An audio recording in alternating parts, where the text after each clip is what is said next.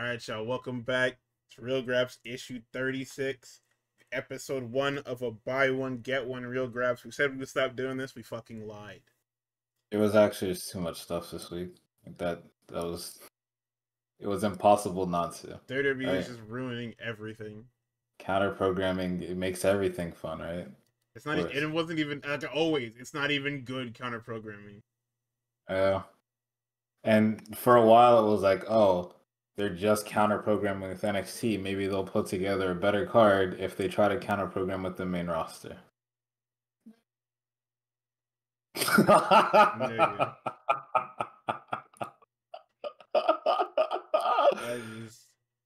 Oh man! So I know you said you wanted to start with SmackDown, then go to WrestlePalooza, then All Out. Of course. However, I have something written you got for WrestlePalooza. Not even news. I just monologue because I'll be completely frank with everybody. I watched WrestlePalooza today, and it did not take me very long at all to get upset with what I was looking at. It took me the first match, like everything from when you press play and like the actual feed starts, because I'm sure you guys got a lot of commercials. I didn't watch that. I watched the international feed, right? Everything from when it like officially starts to the first match. I haven't mentioned it in previous Real Graps. I don't like that Nokia is the theme song for WrestlePalooza, right? I don't think that fits, and I know that there's been an ongoing discussion about does rap fit with wrestling. I think it does. I don't think Nokia fits, right? So let me read you some lyrics from Nokia, right? Unless you're gonna take Who's calling my phone? That Roadman Drake shit, or you're gonna do like drill or something. Yeah, rap like not pop. That pop rap shit is not gonna work in wrestling. Doesn't work, you know. Chorus: is it Stacy? Is it Becky? Is it Keisha? Is it Ashley? Was it Danny? Is it Party? Where's the function? Where the fuck the function, right? They can't say where the fuck the function is. That's bleeped, right? The way I feel right now, I feel like we need to be all alone. So if you're just playing around, you need to tell your girl, take your fine ass home, and that's her. What does that doesn't, if it's NXT, right? Because there are a bunch of freakazoids down there, does not fit the main roster. Main roster is a bunch of niggas. Everybody's trying to kill each other, right? Everybody's trying to kill each other. I don't know. I don't know about that. What does dancing and shaking ass and shit like that? What does that have to do with like pay-per-view wrestling, especially when you're trying to go up against another wrestling company? Like, what does Nokia? That doesn't tell me shit. All right. So start the show. There's this little video package of the WWE trying to marry itself to sports and saying that like wrestling is sports, but we're also entertainment. Triple H at one point looks directly into the camera and says sports is entertainment. Always has been and always will be. And I start this off by asking you guys, who is this statement for? Is it for the new WWE watcher? Is it for the hardcore fan who wants to give the new ESPN era a try? Is it for the diehard WWE fans? Who are you trying to convince with this statement, right? Through this video package, they show all these different sports off, the NFL, the NBA, pretty much everything. Everybody's doing WWE gestures and shit like this, trying to say that like, oh, the sports entertainment aspect of it is the most important thing. And at first I was like, there's no link, right? Sports and WWE are nothing like.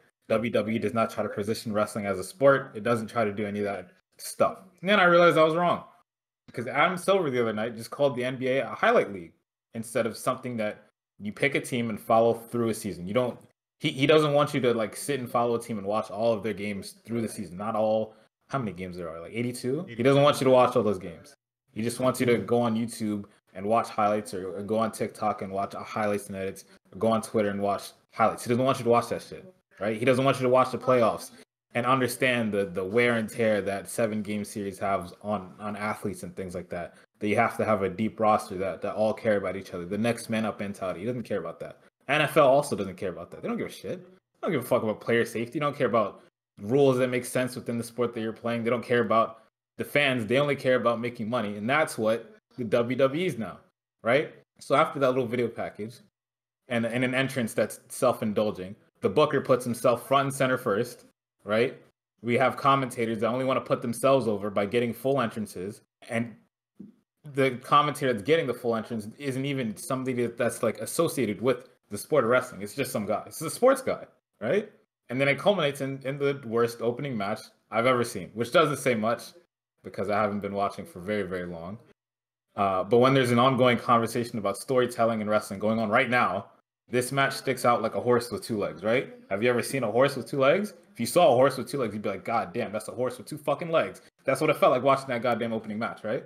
In this match, you have the greatest of all time, somebody who transcends the sport in a way that he isn't ashamed of where he's come from and does his best to help the people that'll come after him. Wait. On the other hand, you have a guy who looks really strong and can do two moves really well. That's all he does. I've always said this. He only does two moves really well. And it probably worked back then. I don't think that shit works now. It doesn't. His entrance, standard. The commentators do nothing but repeatedly say over and over that he's strong and he's scary. Even going so far as to recap the last night's event in an auctioneer's pace to the commentator who wasn't there, who simply responds with, "Oh, I saw it last night." They are so obsessed with this guy, right? You have the greatest of all time. He comes out with a gaggle of kids and teenagers, showcasing not only is he's beloved, he's now beloved, but also how long he's been doing this, right? Children that loved John Cena back then are adults now, right? If one of those kids in that, crowd of teenagers that swarmed him were 8 years old, them niggas were born in 2017, right? To put that into perspective, that's only like a year after Persona 5 was released, right? And that feels super recent, like, oh, Persona 5 just came out. Persona 6 isn't even out yet. No, nigga, that's 8 years ago, right? I was also a John Cena kid. Nigga, I'm 25. That's essentially an entire generation of people between the current John Cena kid and, one of the earliest John Cena kids, right? So Cena gets his elongated intro from the announcer, and so does Brock. He has his man come up, the last real champion versus the last real ass kicker. And then what happens in this match after all this build-up? We get some belly suplexes, some F5s, 5-knuckle shuffle, 3 straight AAs, and then some more fucking F5s. Because, why not, right? That's all he does. That's all he does. That's all he's ever done. Cena loses and Brock walks off. And then all throughout the match, the commentators glaze Brock. And I asked you, what am I supposed to take from this? Like me, right? That Brock is really strong? Is this supposed to put Brock over? Brock's been over as long as I've been fucking alive. Has been strong just as long as I've been alive.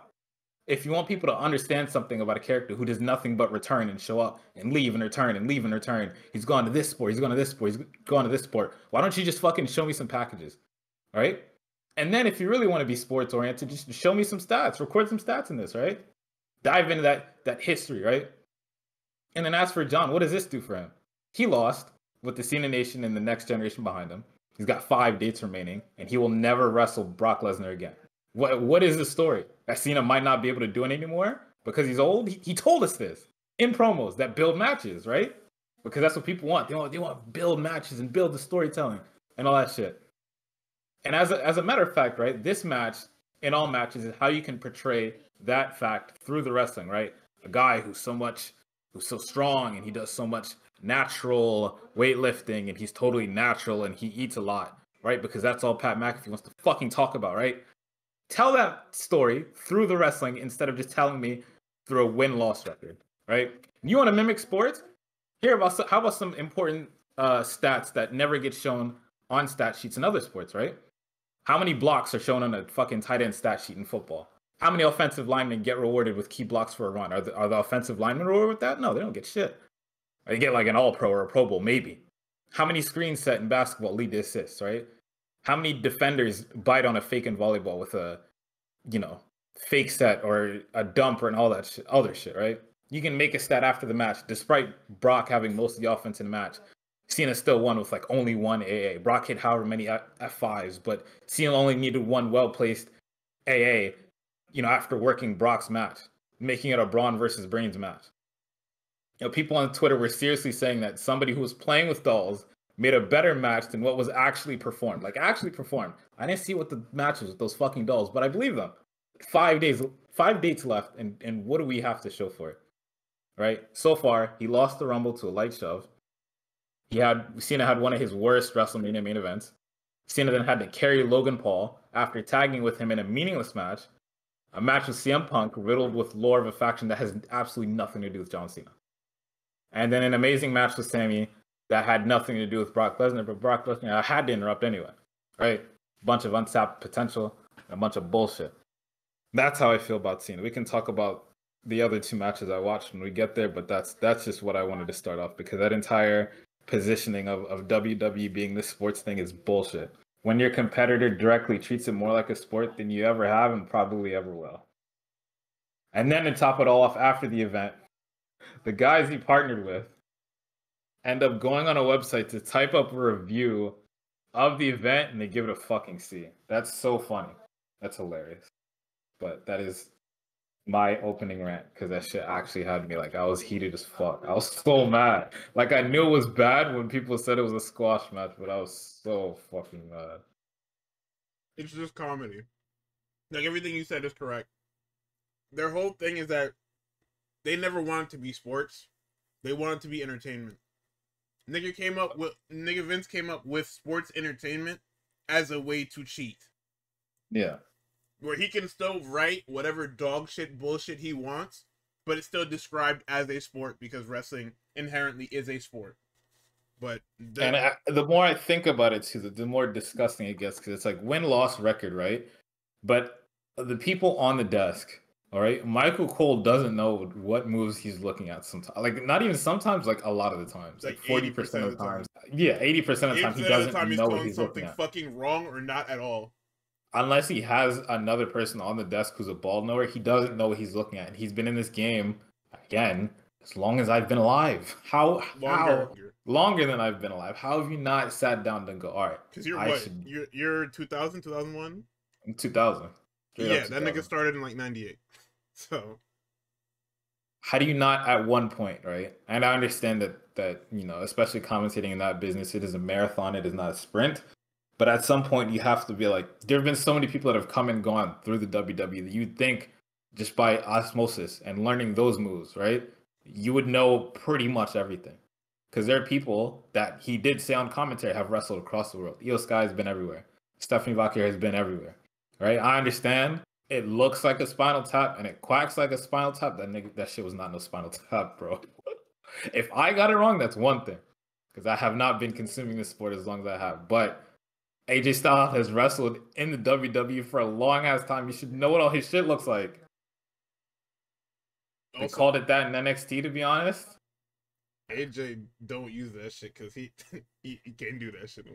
Yeah, but I think when he first came back to WWE, well not came back, but when he first started in the Fed, was he using it back there? I can't remember.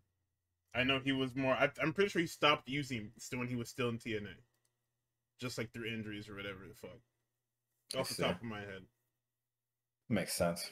She insists on that name. His ending in TNA I had like missed out on because TNA was quite literally unwatchable. Yeah.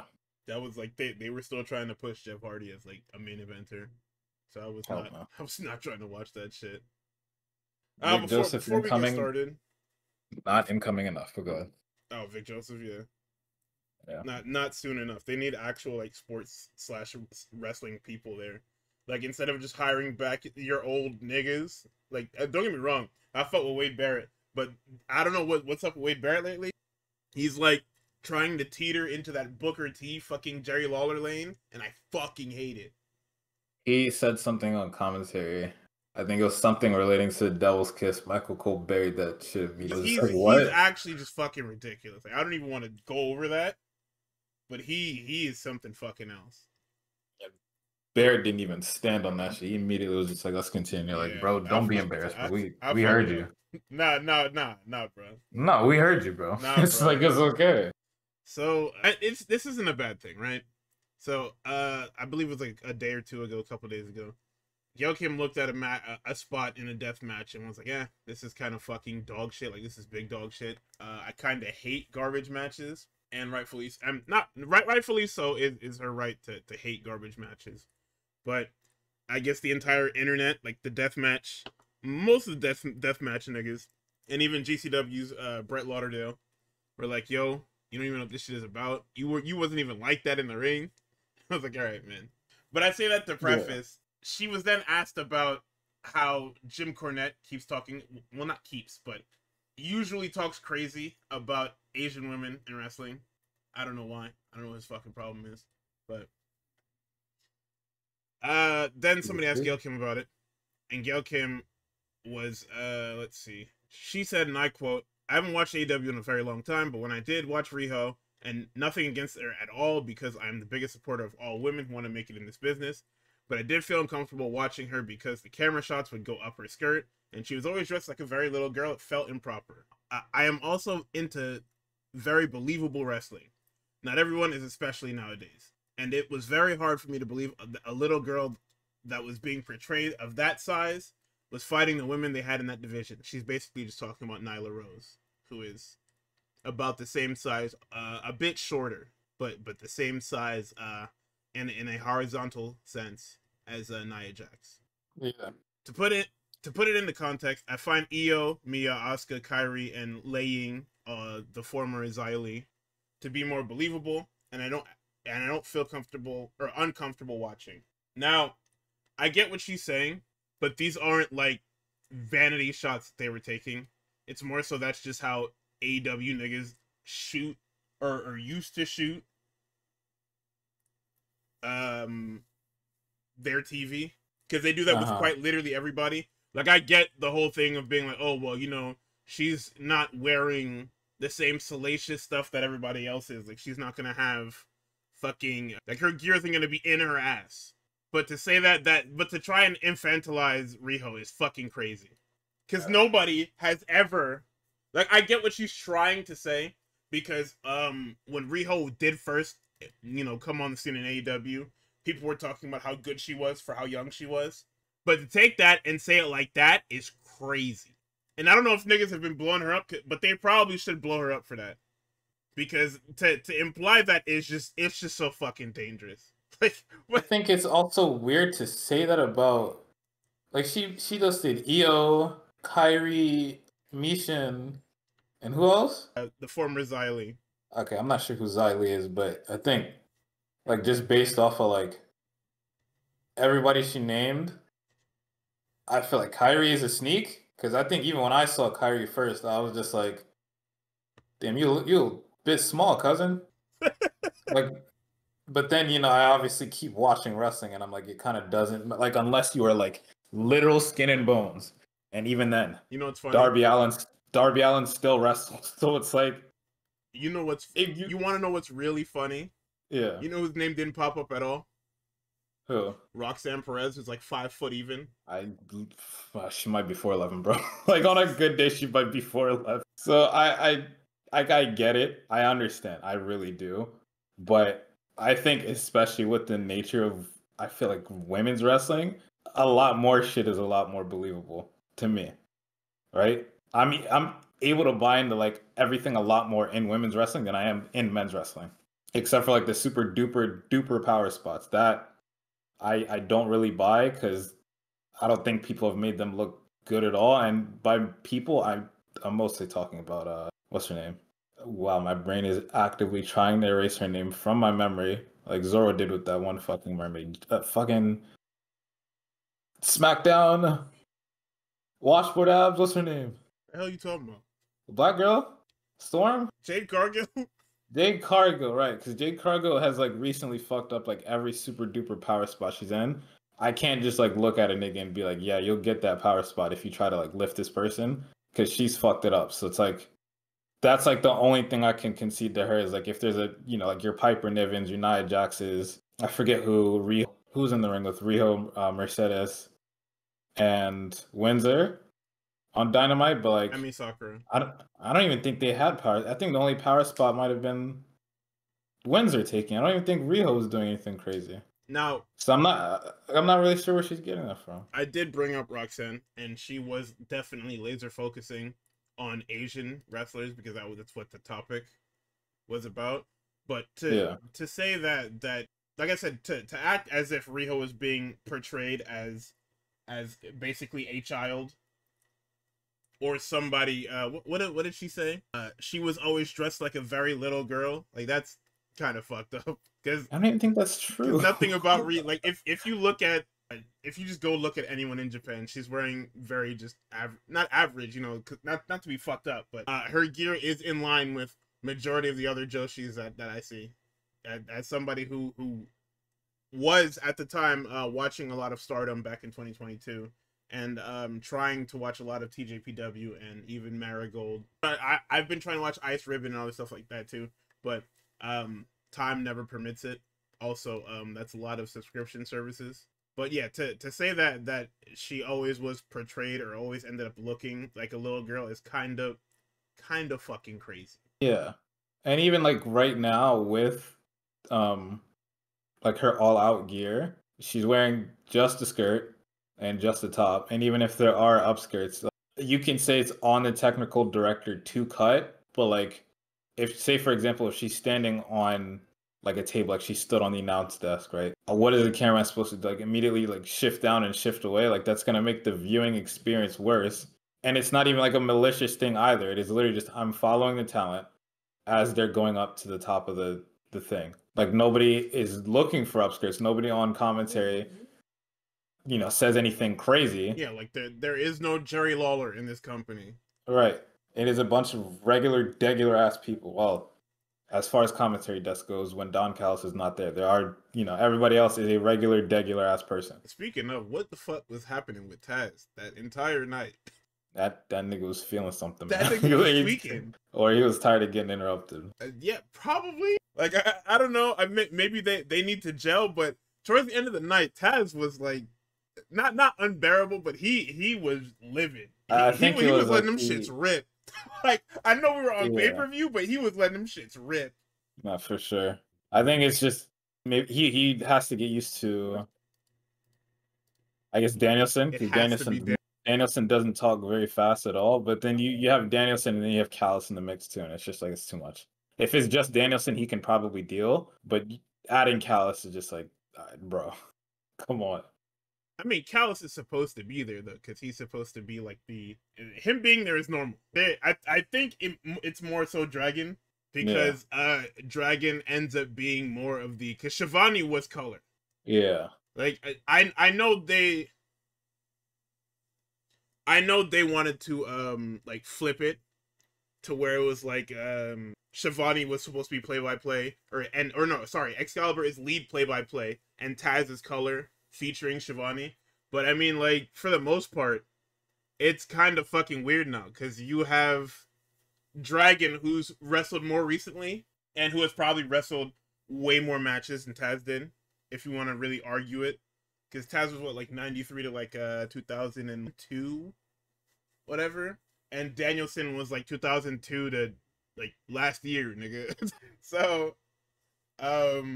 it probably does irk Taz to not be the sole veteran wrestler on commentary, being able to look towards, because some of the shit that Taz was like not arguing but trying to what's the word, like, I guess you say strawman or whatever, is kind of fucking weird, because we're not at all out yet, but Danielson was talking about how when you have neck injuries you lose feeling in your hands, and Taz immediately jumped on that and was like, yo, not everybody does. Like, he just cuts him off.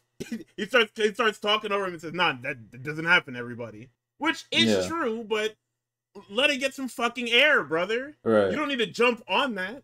I don't know. I hope it gets better, because this is fucking crazy, man. Yeah, or you can position that, like, you've also been in a similar case, because he has, and be like, yeah, for me, it wasn't really like that. So we're not entirely sure what Hangman might be dealing with. And I feel like that's what he usually does, but I don't know. There were a lot of matches, so I might just chalk it up to like it was a long ass night. Long night for him, because he was not having that shit. Nigga said, yeah, I broke my neck before. Nobody gives a shit, but like, brother, hey, man, come on. Whoa, buddy. Whoa. We still care about your insight, Taz. Come on.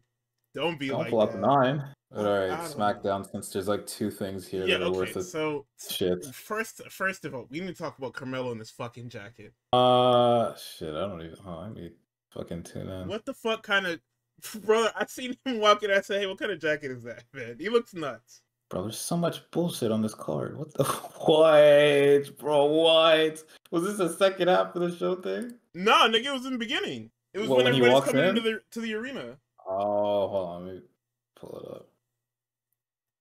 My bad. Because I've seen it and I said, hey, that looks nuts. Just a little bit.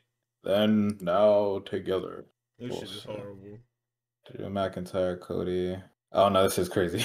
Nigga, it looks it's crop? Maybe it's cropped. I think it's that, but also it's just like the shoulders The are high sleeves. and like the sides bicep too. of the jacket is like it's kind of big.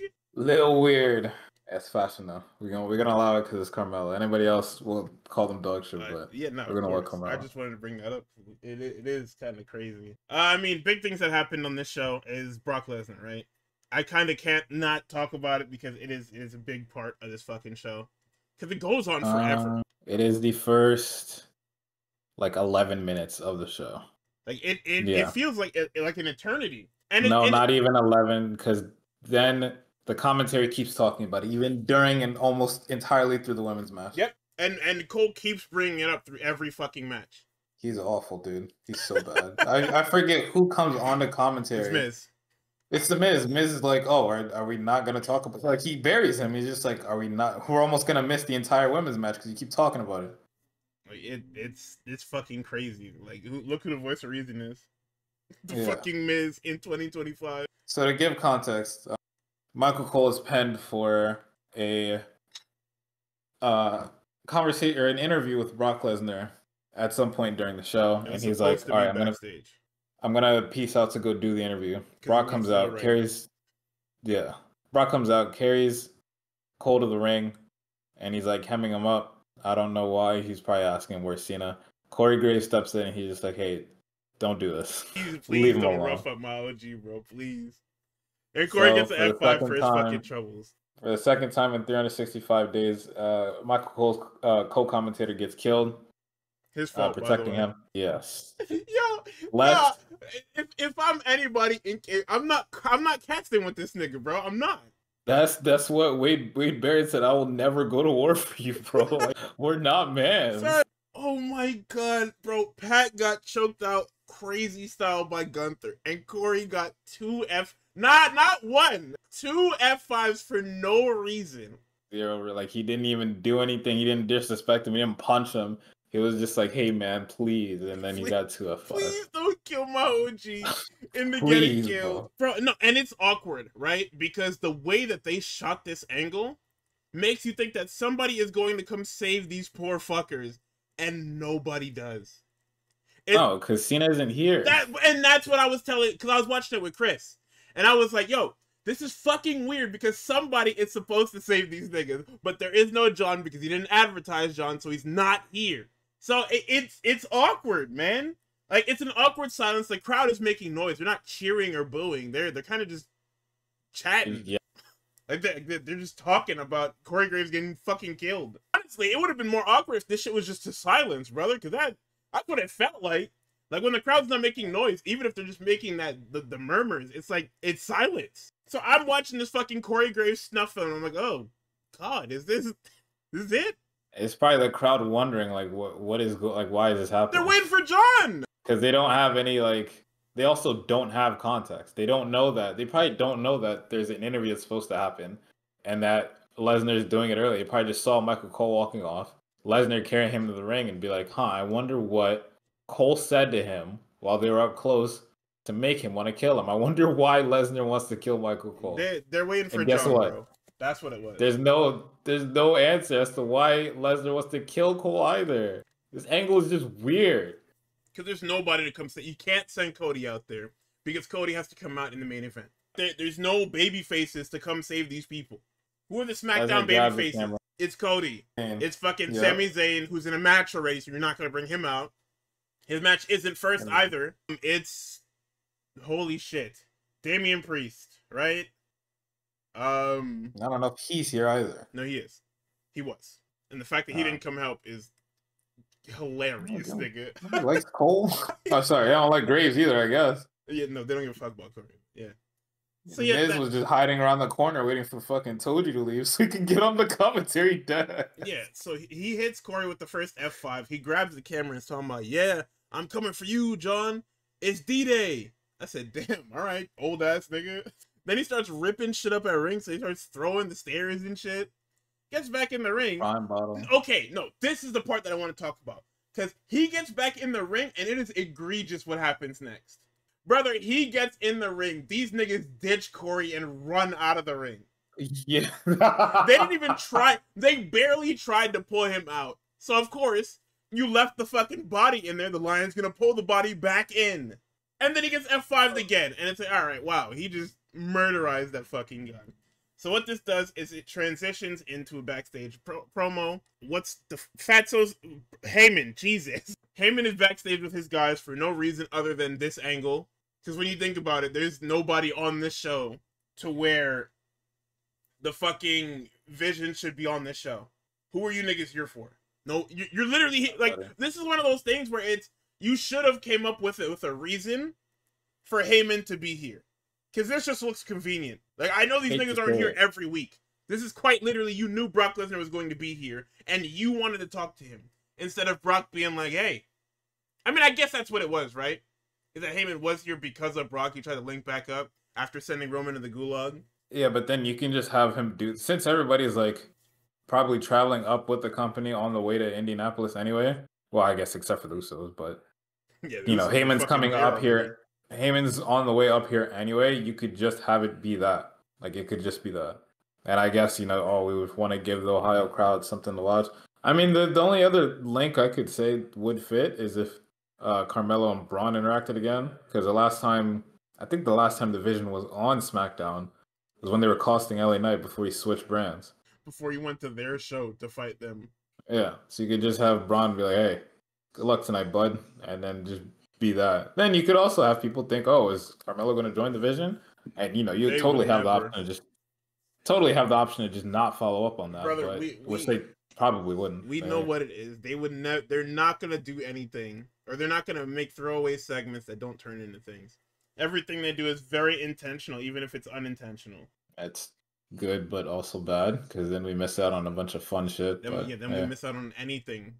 Just nobody does anything. Like, it's literally fucking, it's like playing fucking Gmod, bro. You just put people out on the fucking map make your own fun. Yep, and it's just watching somebody's fucking WWE Gmod server, man. Like, all right, what else is important on this show? Women's Tag Team Championship match was foregone conclusion. Okay, yeah, the beginning of this match was cooked because Michael Cole is sitting there just not talking. Yep. He's sitting there not talking. Miz strolls down the ringside like it's normal for him to be out. Like Aldis sent him out here or something, which we know isn't true. Because, like, why would Aldis and Miz of all people out there? You should have just, like, if anything, you should have had the Vision follow up after that. Yeah, Heyman should have been on commentary if anything. Yeah. But Nick Aldis is fucking dumb, so I can't defend him anymore. So, like I said, champions retain. It was nothing. It was like the match was nothing happening too. The only cool tidbit is everybody playing up Alba Fire. I guess because they don't know much about Piper's injury. They're probably getting ready to make Alba Fire something, or they're probably trying to get people used to her because it's gonna be her and Chelsea for a while. So, BFAB with Street Profits. This fake breakup angle is like continuing to rot. Like it's mold in my fucking house. I don't know what this is. She tells them to get back on the same page. Michin's like, yo, we got to talk to Aldis about that tag match. They leave. Dawkins is about to start speaking. Tez cuts him off and he says, listen, we family, bro. I'll go talk to Aldis. I'll get us back on track. The frame that he walks off the screen, Bo Dallas walks in. Literally. Bo Dallas says, yo, you see that nigga just cut you off. He don't listen to you nor appreciate you. And because it was the frame that Tez walked away, he was like four steps away. So he comes running back into the frame, and he gurkses this nigga up against the fucking wall. Nuts, bro. And then Rowan comes in and beats the shit out of both of them. And that's it. Okay, we need to talk about this fucking R-Truth thing. Yeah, we do. So, for those of you that don't know, 24 hours before the fucking pay-per-view is when WWE decides to tell you how you can watch said fucking pay-per-view. We've been speculating about how anyone's going to watch this fucking thing for 2 months. And they've been radio silent for 2 months. We've been getting tidbits from news sources here and there talking about, yeah, if you have ESPN, you can watch it. And it's like, oh, well, if you buy it for $40, you can watch it. If you have cable, then you can watch it. But what they didn't tell you is that, oh, well, it's only certain cable providers. It's only like 5 cable providers out of like the 100 that are available in the US and Canada or whatever the fuck it is. Then, instead of saying anything on any of the shows leading up to WrestlePalooza, they wait till the they wait till the fucking midnight hour to start telling you how you can watch this fucking show. Brother. And I don't know if it was in a tweet or anything like that, but if it was just on the show, like just on SmackDown and not like on YouTube or Twitter or anything, that's crazy. Nigga, this is all over SmackDown. All over this episode of SmackDown is these R-Truth segments talking about, yeah, you know, you just go to stream.espn.com/WWE and you follow all the instructions. But that wasn't on any of your social media. Because if it was, it wouldn't have been fucking 2 months of confusion. It's literally just been Meltzer asking niggas in the company who also probably didn't know, hey, how can I get word out to people about how to watch this? Because a lot of, you know, I want to know too. And then people just making shit up or just not knowing. And then he tells everybody else. And then everybody was like, oh, never trust Dave, never trust Dave. Bro, your own company wasn't telling you how to watch the PLE. Your company is literally fucking you. By fucking him, they're fucking you. And you don't understand that. It's just easy to dunk on. Like, don't get me wrong. Dave be wrong a lot of the time. Like, that Shibata shit will live in infamy forever. Yeah. But more recently, WWE has been actively fucking him. So, I went on the ESPN website the day of WrestlePalooza, and I went to go look. So I go to the ESPN website. I'm like, oh, okay. I log in my ESPN account. It's not giving me anything. I was like, oh, I guess because the ESPN Plus is like ESPN Selects or whatever. I'm like, okay. I click the Learn More shit, right? And here are the TV providers that allow you that are gonna allow you to watch WWE pay-per-views going forward. DirecTV, Fubo, Hulu, Spectrum, and Verizon. Now, Hulu I understand because Disney, and ESPN is under the Disney banner right now. I had to ask, and I asked Memes, I was like, hey, is Fubo a Disney thing? Because they told me that I wouldn't be able to watch it on Sling or YouTube TV or whatever the fuck it was. And I know that Fubo is one of them bullshit ass, like, fake cable companies where they give you like 60 channels or some shit, and it's all like the bullshit ones that you have to pay like $300 for in a regular cable package. She says, yeah, it's a Disney thing. Cool. What happened to Comcast? Spectrum, not Comcast? Apparently not, nigga. I don't know. I could have sworn that's kind of like how Fios is pretty much Verizon, but they still call it Verizon Fios. I have no idea. Comcast Spectrum is Xfinity. Oh. Yeah. What the hell, Spectrum? wait. Yeah, so Comcast is Xfinity, which is technically Rogers if you're in Canada, but this doesn't apply to you because you can just watch it on Netflix. Lucky bastard. So Sorry. So what happened to Comcast? What happened to Cox? What happened to fucking like all these other? What's gonna happen to all these other companies? Like, do you just have to pay for the ESPN app? Do you just have to get fucked? I think so. What? You got fork over 40 somewhere. That's kind of fucking crazy. Yeah. Yeah, because Comcast is part of NBC and that whole fucking thing. Also, what do you have? Me? I have Spectrum. Okay, next PLE, I'm gonna have to test this stuff out because apparently my brother is having trouble like accessing the pay-per-view. On what? Was it on this whole fucking thing? Files. So, like, I had to do a whole thing where I was like, I would go to the stream.wwe, whatever the fuck, and then I would click on the link and it wouldn't open. I had to try it on like 3 different browsers. Is it not just on TV? No, it has to be streamed or it has to be done through like the smart app or whatever. All right, that's what it was. I have to get him the ESPN Smart app. Yeah, I don't know if it's an on-demand thing. I have to like double check on that too, because if it I mean, he has a Roku TV, so I'm assuming ESPN is there. But then that's just so weird to use. Yeah, so what you would have to do on the Roku app is you gotta go to ESPN, and then you gotta like look for the WWE section or whatever the fuck is on there, and then you have to like link it with your cable provider, and then you can watch it. Because I had to link my Spectrum shit to the ESPN shit through the ESPN. It was a whole ordeal. It was stupid. It was way more clicks than me going on HBO Max and clicking buy pay-per-view. Yeah. Or Peacock and just pressing the goddamn thing. Quite literally. The HBO Max shit was so easy, bro. Like, I literally opened the app up. I went to the pay-per-view. I clicked it. And it asked me how I wanted to pay. it didn't just charge it to whatever card they had on file, like fucking Amazon. It asks you how do you want to pay for this? I don't know how it's so hard. I guess Amazon's just like, oh well, if you buy it through us, you want to have it through the thing, and it's like, oh, that's kind of dog shit. But yes, this how to watch WrestlePalooza this weekend bit was in 2 R-Truth pre-tapes and a Cody Rhodes commercial that they only played on SmackDown, because I don't know if you guys watch Raw. It most likely wasn't on Raw. Actually, I watched Raw last week. It wasn't on fucking Raw. So yeah, this company is playing games with y'all money, and y'all are okay with it, which is kind of how it's always been. But golly, brother, have some self-respect. So, let's see. Fraxium come out and they get run over by Heyman and company. Then they get their lick back and it turns into an impromptu match. Which doesn't make sense because they had entrances as if they were going to fight somebody anyway. Brother, what was the scheduled match? Do you know? There isn't one. I thought that was the scheduled match. The trick question is that there isn't a scheduled fucking match. This is a trick that they would fucking do where it's like, oh yeah, this is just one of the standby matches, we assume.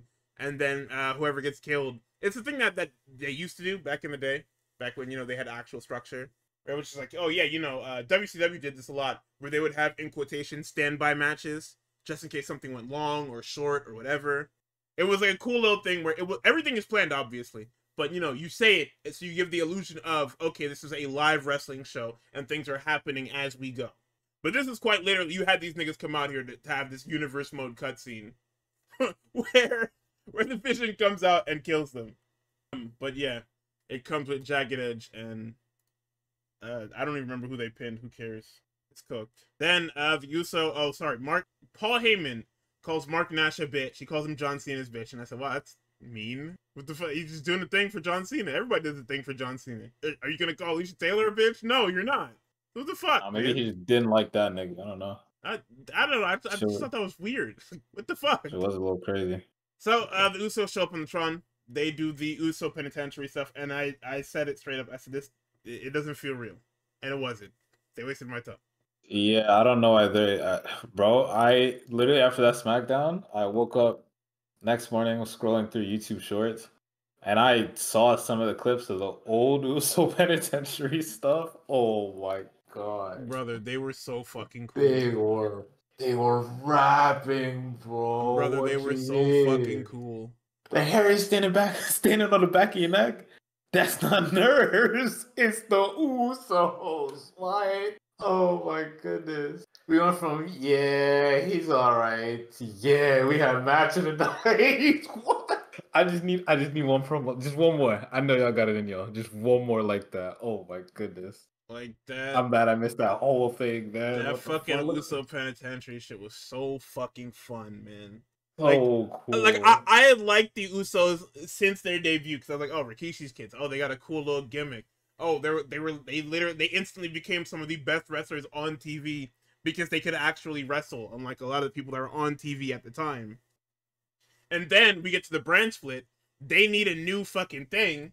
They do this Uso penitentiary shit and it's like, oh wow, this is fucking awesome. And then the bloodline happens, and I said, wow, this is awful. Yeah, I feel like if you just keep that Uso penitentiary stuff, but they just take the titles back to Roman every so often, I feel like that's good. But I think it's just like a bigger faction thing where it's just like only one nigga can really talk at a time. Yeah, pretty much. That's what it is. So, Heyman speaks for you when you're in the Heyman group. And it's like, oh, well, I guess. I don't need you to speak for me. And then when the Heyman group ends, even if you can't speak, you get sent to the ether. And it's like, well, I can't speak because this nigga spoke for me for the better part of 2 years. So yeah, I lost it, bro. You quite literally fucked me. Thanks, guys.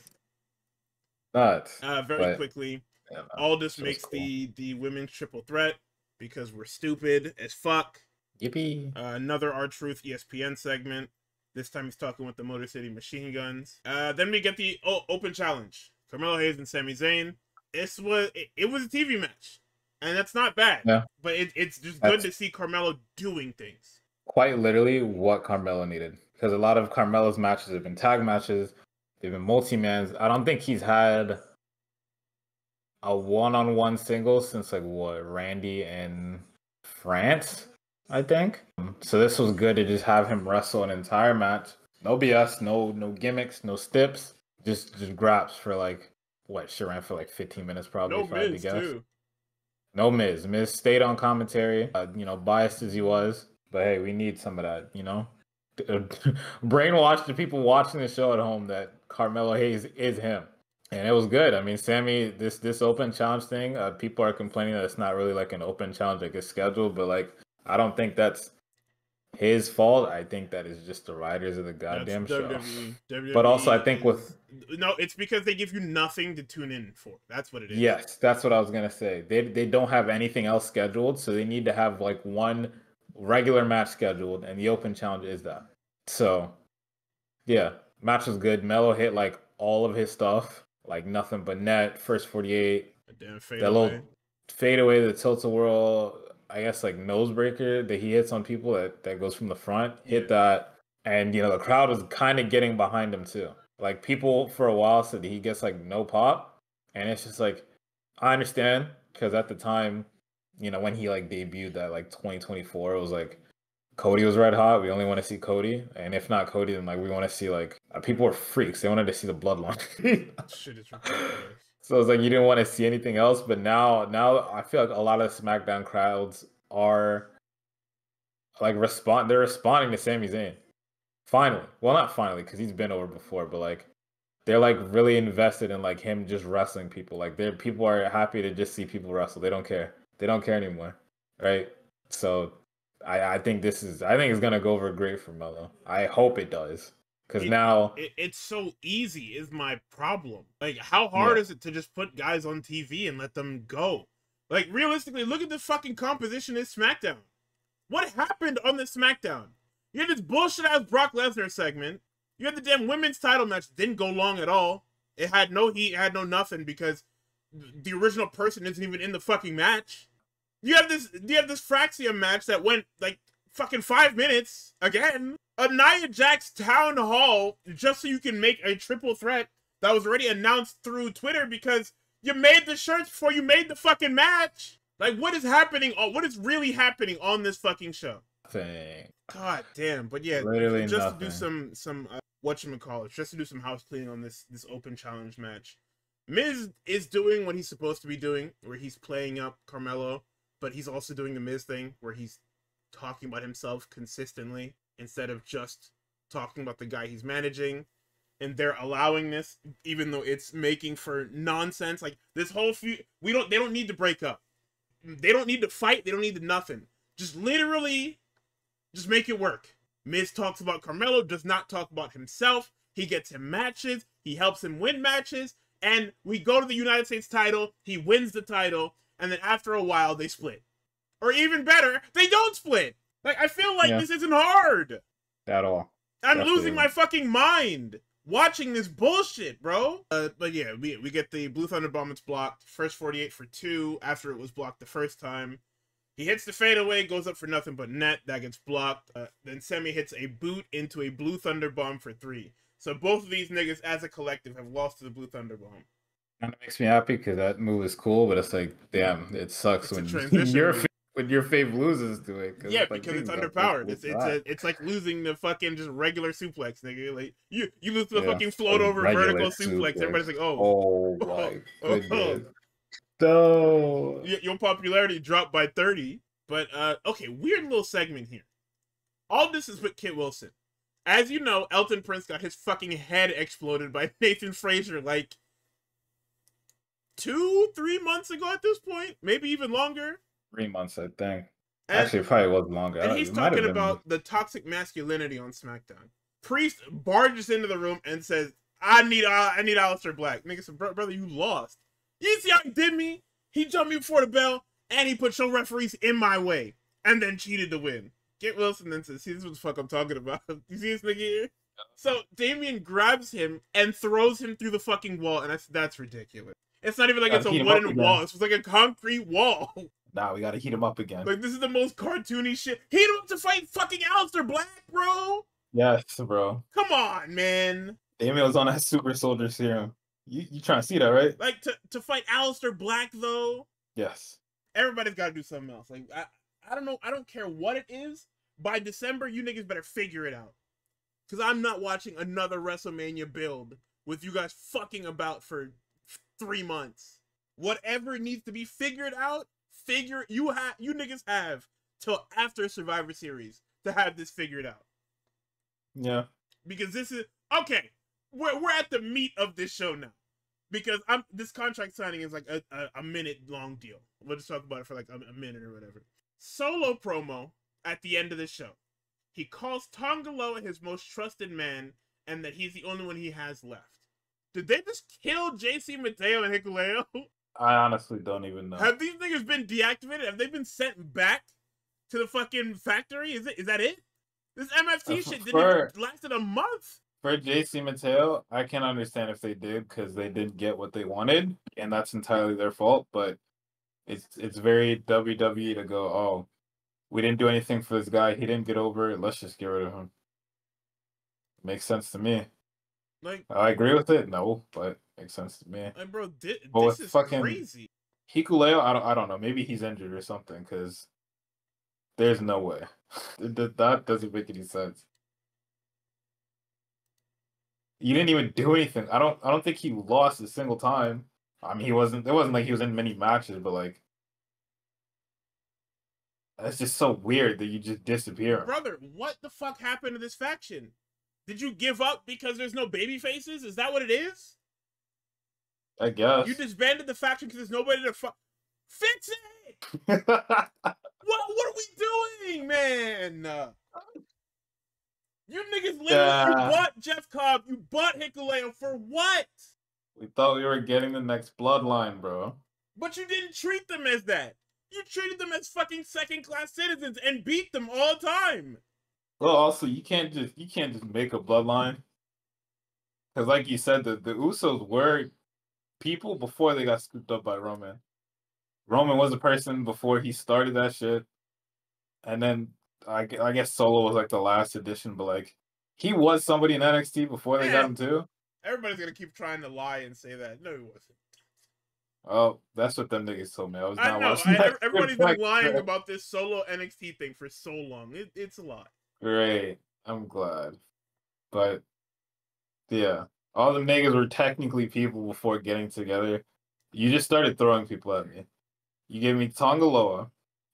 You gave me Hikuleo, and then you gave me Okada version, or phoning it in Okada version Jeff Cobb. Even worse. Because Jeff Cobb was phoning it in before he even left New Japan, so yeah. There's nothing for me to get excited about. There's no dynamics. There's no like, they don't talk. They don't like talk, at least they have no direction. These niggas held the SmackDown titles when Tama Tonga wasn't injured, and then they lost them, and then that spiraled off into the Wyatts. And like the faction has nothing to do. Like you can't explain to me why Hikuleo and Cobb weren't killing guys in the tag division. I mean, they gotta win, and then they just stopped showing up. I'm pretty sure. Like they even teased that they were gonna fight the Wyatts, and then nothing happened. This SmackDown tag division thing is gone. By the way, I want like the show has lost its identity completely. Yeah, it's the most egregious case of malpractice I've ever seen in my fucking life. DIY is somewhere, probably on vacation. Fucking. They were last seen dead in the fucking NXT parking lot because of fucking The Miz. Yeah. Profits are splitting up. The Motor City Machine Gun are helping R-Truth promo this stupid fucking ESPN thing. So are the Garzas. You know Ray Phoenix was there too, right? In that Guns R-Truth segment. Didn't speak a lick of English. Didn't speak period, actually. Fuck English. He just didn't speak. Good job, guys. They just needed guys to be in this stupid little pre-tape, and they just said, yeah, we'll take 3 of the coolest guys fucking ever. Instead of having them wrestle on the show, yeah. We'll give you an impromptu Braun Breaker, Bronson Reed match just to warm them up for the Usos. Nice. Sick. Nice. Good job, guys. Fucking ridiculous, man. Anyway, in the main event, Uh, is a contract signing. Cody comes out, says 10 years ago to the day he and Drew won the tag titles and nobody cared because they were fucking losers. yep. Cody said, "You was the man, homie. The fuck happened to you?" Calls him a keyboard warrior and Get his ass. tells him to pull his phone out and start tweeting. And then Get his he ass. does it because he's an idiot. Okay. And then he shows Cody his phone, and Aldous tries to peek his stupid ass head over, knowing he can't see this fucking phone. And then the camera zooms in. It's a tweet that says, "Thank you, Cody." To which Cody's like, "What the fuck does this mean?" He says, "No, I want to thank you because you're giving me an actual you're giving me a fair shot at the title." And I almost turned this shit off, man. Like, it's funny when Rusev does it because Rusev says the shit with conviction. Like, the stupid little fucking babyface ass promos that Rusev cuts in his little fucking dark corner of the arena. These are actually fucking funny and have conviction. Drew McIntyre, you are so far down on the totem pole. Like, you challenging for this belt is a fucking joke. Like, there's foregone conclusions and there's whatever the fuck you got going on. The niggas were calling him potential man. They were calling him tweet man. I got screwed, man. They were calling him all types of shit. Because it's true. And it's the worst part is, like, what was it? This time last year, everybody on SmackDown was like, "Yo, shut the fuck up and stop complaining, nigga. You came here from Raw because you said you kept getting screwed. And you're still talking about Raw. Bro, you had Jimmy Uso and fucking LA Knight calling this nigga a whiny baby. Drew McIntyre stocks are in the fucking ground. They are beneath the fucking core of the earth." Anyway, they signed the contract. Drew calls him a corporate champion. Then, as Cody's holding the contract, he hits him with the Glasgow Kiss. He sets him up like he did 5 weeks ago to kick his head in. He says, "No, I want this match, so I'm not gonna ruin it for myself." Even though, had he done it, Cody probably still would have been like, "Yeah, I'm gonna do it because I'm the guy." Yeah.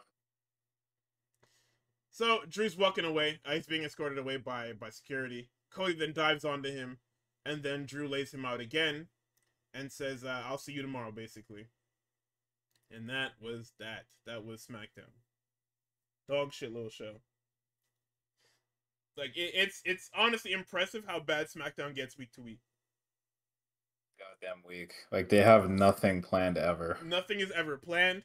Plans change on a dime. Like this women's title match. Like, okay, if you didn't want to have the women's title match at the pay-per-view, why is that what we prepped? Like, this is not Raw or SmackDown where changing week to week doesn't matter. This is a fucking pay-per-view that you had ample time. You have ample time to make a card for the pay-per-view. You should know what the card for the pay-per-view is 3 months, 4 months in advance. They know what you should know what's happening. They're saying you're wasting people's fucking time. You think I want to watch this shitty little triple threat? No. She should stay in concussion protocol. Who cares? Because guess what? She's probably not gonna get pinned. Probably not. You also should just make it a #1 contendership, because getting contendership off of like winning a tag match that you are part of the team, I don't even know if you got the pin. Nonsensical. Is actually absolutely crazy. Absolutely just nonsensical. Like, I hope and pray every day that you niggas just do better. Let me just be better and say that. I just hope that you niggas do better. Because SmackDown is the worst show on television. It is the worst wrestling. You are worse than TNA Impact. You are worse than NWA Power. You are worse than fucking than the shittiest episode of Collision. You are worse than the fucking remains of Rampage. Rampage was a 1-hour show that had 2 matches on it. You are somehow worse than most Rampage. Rampage at the end of its run was quite literally must-miss TV. Niggas were not tuning into Rampage. You are worse than Rampage. Rampage was doing 100,000 fucking viewers. Barely. Every fucking week. because it was a nothing happening show. That's where you niggas are. And you niggas are so lucky that this is your second, or I guess your only main roster show on TV, and that's why people are tuning into it. If by the grace of God, your fandom gains sentience, you are fucking finished. The SmackDown shit is done with. It's over with. I hope so. I hope the ratings just fall off a fucking cliff. Anyway, WrestlePalooza. Tux talked about it a bit, so we can hop right into it. The Brock Lesnar thing is fucking ridiculous. Yeah. You know, and I knew it was going to be bad because as I was watching SmackDown in that opening segment, Michael Cole kept talking about Survivor Series or SummerSlam 2014, and I said, "Please God, don't do what I think you're gonna do." So this match happens, and they do exactly what I didn't want them to do. They try to recreate every Brock Lesnar match ever. And I didn't stop you because I wanted you to get your monologue. Brock wasn't always like this. If we go back in time to rookie Brock, this nigga was doing everything. He had actual matches, actual paced matches. He did, like, yeah, his offense was quite literally just clubbing people and suplexing, but look at him. That's really all you need to do. But there's steps to it. It's not just, yeah, F5, F5, F5, F5, maybe 3 or 4 Germans here. Like, he actually did stuff. Now I know that the Brock that we have now has gotten comfortable in the new Brock Lesnar style of match that came about in quite literally 2014, actually. The Cena match is what sealed it. I think about it. Because even when he first came back, when he wrestled like Triple H and fucking and even like Randy Orton, he was perfectly fucking fine. And then all of a sudden, we just decided to make Brock this cutscene of a fucking wrestler. Like, not even in the sense of like the Bloodline cutscene, but more so like it's the Ashura's Wrath of wrestling match, where the whole match is a QTE.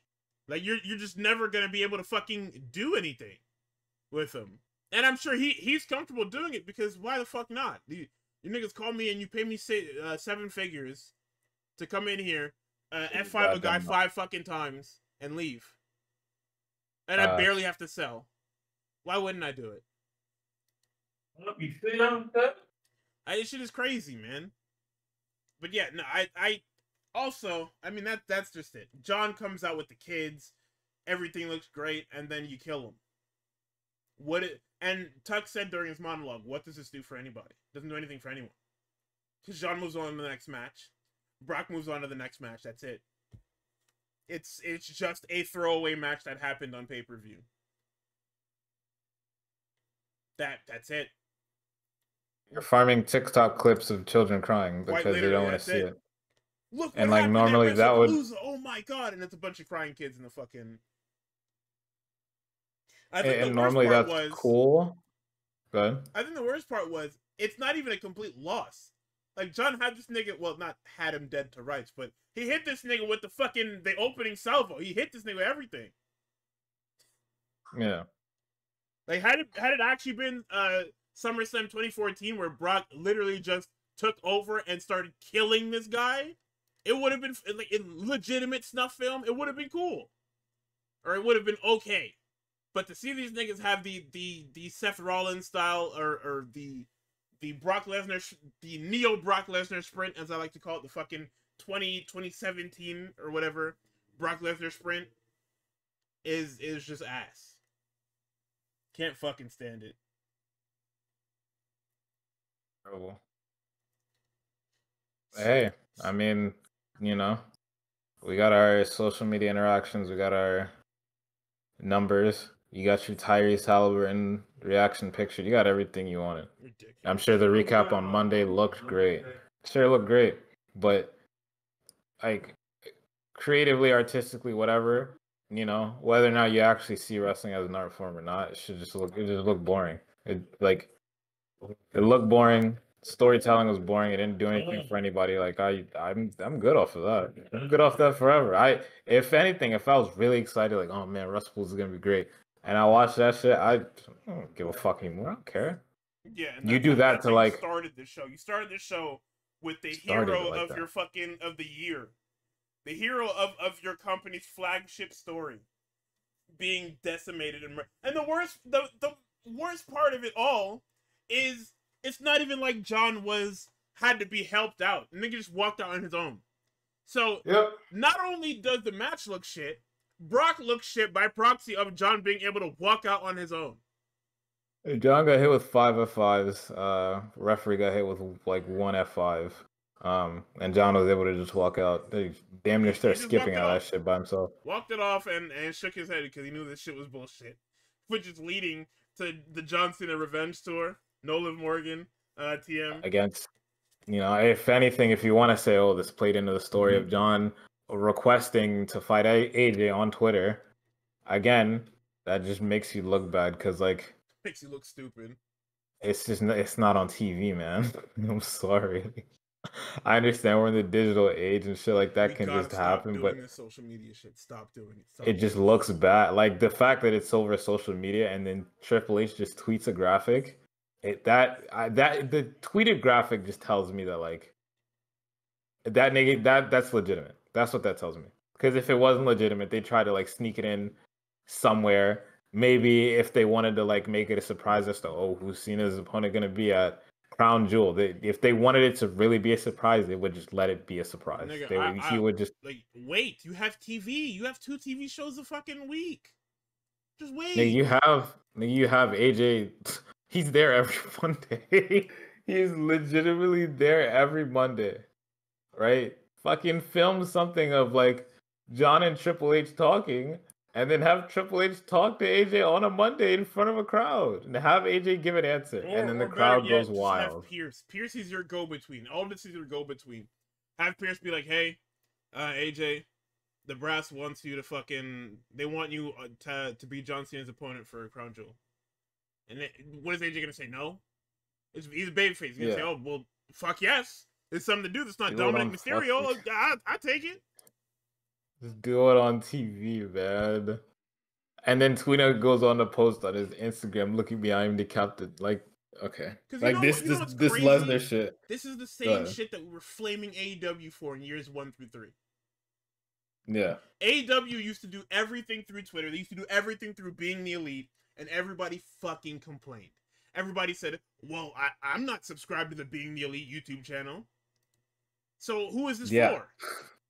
Literally, who was this for? And they were right. No, yeah, of course. They were right, but like now the shoe's on the other foot and nobody's saying anything. Hey, as long as I get my slot, bro, I don't give a shit about anything else. Fucking ridiculous. That one guy that is in a GIF with Brock Lesnar is really happy that Brock Lesnar is back. So everybody else is just like, well, that guy's happy. And it's like, fuck that nigga, bro. I don't give a shit. Actually, fuck that. Cena versus AJ Styles happens, but I'm sure the match is gonna be great. But then it goes back to the retirement sort of being like, all right, there's like a couple more dates. Are they gonna actually book good matches too? Is Cena gonna continue to do this Twitter bullshit of asking for people to fight? Like what? Like I don't have any faith in the rest of this retirement tour being good.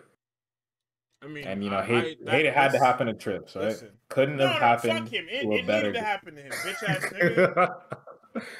Couldn't have happened to a better guy. However, you suck. You're bad. This retirement tour failing falls entirely on your shoulders. Because what the fuck are 100%. We even in the room writing? 100%. You're sitting in this writer's room, fucking swishing your fucking ice around, letting these niggas put bullshit to paper. Yep.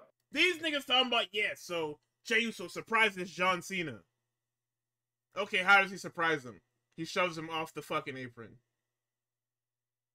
I should beat everybody in here with fucking sticks. Like just a regular shove, not like not a super kick. Not a spear through the rope. A spear through the rope, so people can be like, oh, who lost? And then you do the replay, and it's just like, oh, John's feet touched first. Like nothing. They could replicate that even if they wanted to. It's like I was saying earlier in the retirement tour. Y'all knew the state of John's body, so I don't know why we weren't just fucking transparent, and why we just didn't do things. Like, I don't know. That guy's not good at his job. None of them are. Nobody that is in a position of power, and well, in quotations, a position of power, whether it's a writer's position or whatever, knows what they're looking at. They don't know what they're doing. Oh well, if you could do such a better job, why don't you do it? They would never give me the opportunity. Because when I start putting people that show, I was like, hey, Crazy. hey, hey, these niggas aren't a draw. Hey, Nigga, we make stars here, bro. Stop. you make stars here. You haven't made a star in fucking 25 years. After I put them in the main event, they go be stars. They just play with me. Nigga, this bullshit. Because you know what the fuck I'm doing, nigga? I'm walking in that writer's room. I'm saying, hey, Carmelo, come here. Miz, come here. Miz, cut all this bullshit off. You talk about this nigga and this nigga only. Stop. Yeah. We know who you are, nigga. You are a first ballot Hall of Famer. That's not the point. Let him say that, not you. Literally. Nigga, you shitting me? Green administration stocks up, boy. All right, what's next? This tag match that I fell asleep watching. Wouldn't talk to me about it. Which one? Oh, the tag match. The Usos versus Oh yeah, the this is an Braun. indictment on Principal Pierce. Principal Pierce, I love you, but what the fuck They are we doing? fucked you, man. They fucked you. Sorry to say, they fucked you. He names LA Knight the special guest referee.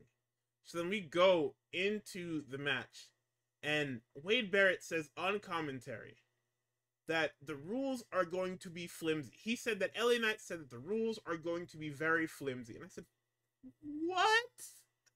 That's exactly what he said, by the way. So the rules being flimsy means that everybody by default just knows that they can just use weapons. You would think, right? Like, grab chairs and tables and the ring bell. You would think. Fucking... But then I think it's Bronson Reed grabs a chair. LA Knight is like, put that shit down.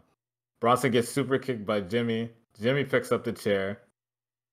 LA Knight looks at Jimmy, looks at the chair, shrugs his shoulder, turns around. Yeah, go ahead, go for it. And then fucking Jimmy uses the chair. And then it just devolves into a fucking plunder match. It's just, what are we doing, man? This is the type of shit that I'm talking about. Because if this was the case, why wasn't LA Knight made the special guest referee weeks ago?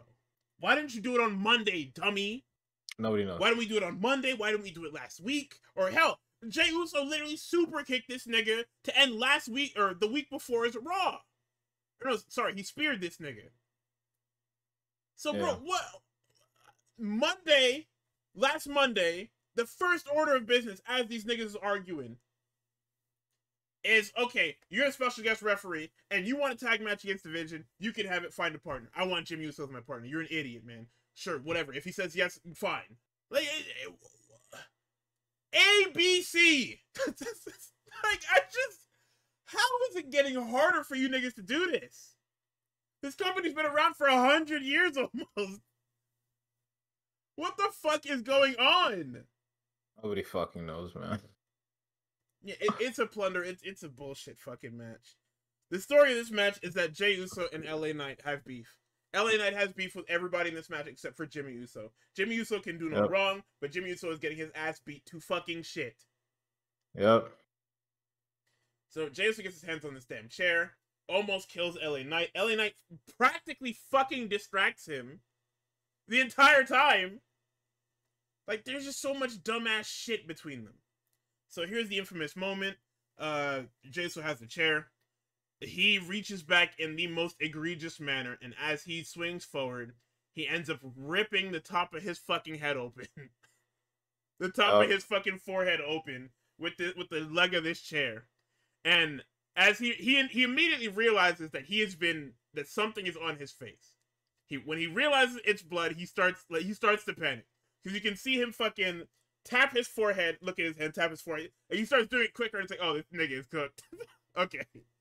This is a nigga that is not okay with him bleeding, with himself bleeding. All right. Gotcha. Yep. But, hey, he powers through. Obviously, he's a fucking mess. And then they end up getting fucking killed. Jimmy gets speared through this fucking they both get speared through the table. It's a spear into a tsunami. And then that's it. The Usos are kaput. So I don't know where the Usos go from here. I assume that Jimmy will be off TV for a while because when he got actually no, I can't even say that because he got speared to the table and Jay got speared and murdered and he was just walking around. Because as soon as Jay gets pinned, I mean I guess they probably broke kayfabe is what it is, just to make sure this guy was not dying. Yeah. But I mean, like if we think about it, I don't know, because I don't know where the Usos go from here. They were all fine. They were both all fine and dandy on Raw. Sick. I love video game booking. I really do. It's my favorite fucking thing. I'm gonna have to watch Raw tomorrow because I did not see shit for clips on that shit. Yeah, because nobody's watching it because it sucks. we are back in the era of the TV fucking sucks on this show. TV suck. PPV suck. At least women's matches are bearable. I'm gonna throw it to you for these next two because I don't even want to. You know, I was gonna say I didn't watch. Wait, I watched. What was next? Was it Steph? Yeah. Yeah. Okay, I watched that one. All right, thank God. Yeah, go ahead. The one after that. I did not peep. So Steph and Io, they put it together Monday. There's not much story behind it. There doesn't really need to be story behind it. Sometimes you can just have. Niggas is clear. It's very clearly going to be champion because their father is all over the fucking show. Yes, I dodged all that though. So when I saw the tweet that Steph won, I was just like, oh, it's cool. So Steph and Io go back and forth. They do a lot of like, you know, I think this is another one, and I'm starting to see this pop up a lot more and more. Actually, no, it's not. They mostly stick to in the ring, right? They do a lot of like suicide dives and just like jumping off of ropes and shit. But for the most part, they try to keep shit in the ring and do things in the ring. They do this cool thing that, you know, happens in matches. I want to say not too often, but I always like it when I see it. Is the pinning combination kind of carousel, where one person will just like get somebody in a, you know, pin or something like that, and then they'll just go back and forth like across the ring. Some of them look a lot better than others, and this is like one of the best looking ones. Same thing with like the head scissors, you know, kind of like arm lock on the head. A lot of people do that. A lot of them don't look good. It looked good here. Fucked with it a lot. The story of this match is Io's knee. Steph deliberately targets that with like a lot of like dragon screws. They're like, I think she hits her like with 2 separate dragon screws.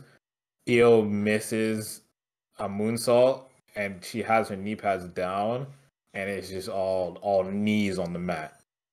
Which I think is really cool that they actually used for that, because like visually just looking at it, if you miss a moonsault or if you miss some sort of flip off the top rope, you are going to hit like all knees. Like your knees are going to come down. Io, like the story of this match is Io trying to get this moonsault off and it just not working. So she has to use like basically everything else in her arsenal, like shotes.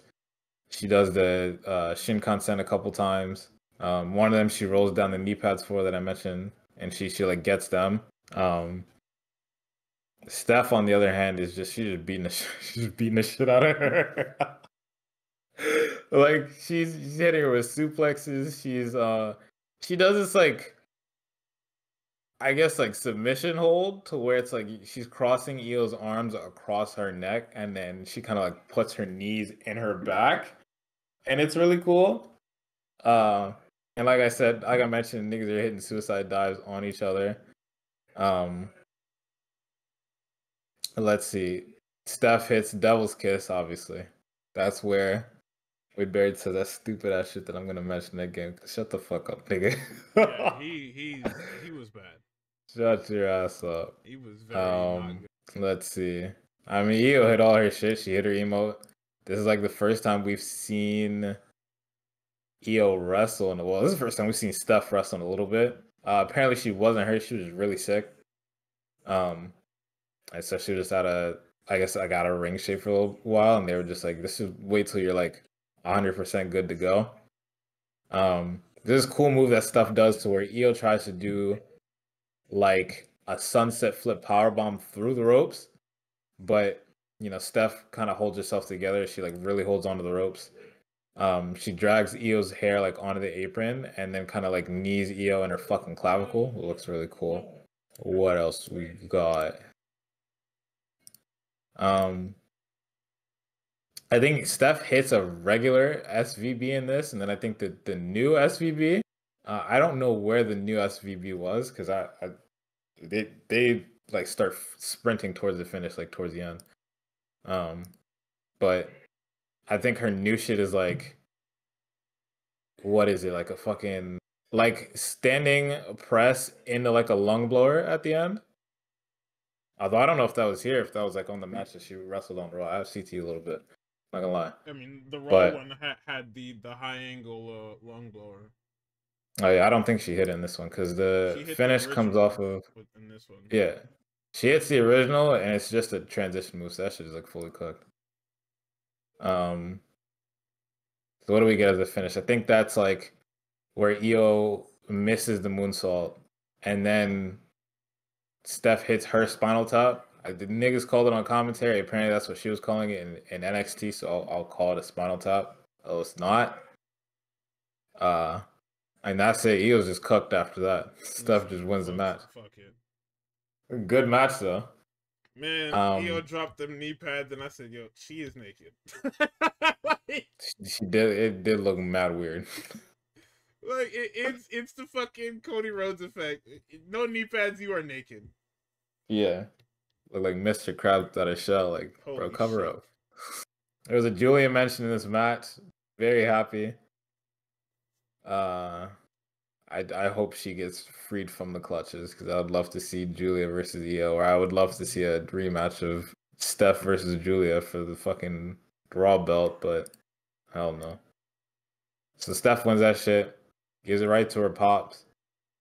Pops put that shit up. Yeah, nigga. You know, great moment for Steph. Let's hope that the trend of fighting champions continues because I don't even think that. Well, I mean, Cody came back and immediately got to work, and Sammy got that shit and immediately started getting to work.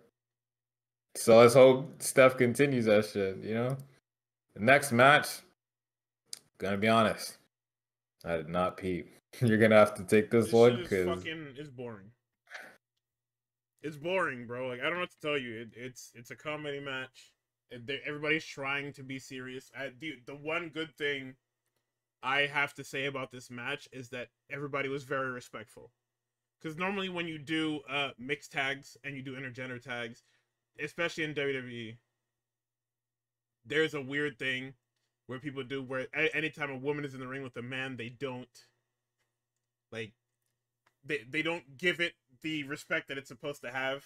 Like the men will always just power out of the woman's everything. Nigga, Becky puts Punk in this fucking sharpshooter, and Punk is selling the fuck out of this sharpshooter. I said, thank God my goat is a fucking human being. Hell Nigga, yeah. freaking gets stomped by AJ, and he stops moving completely.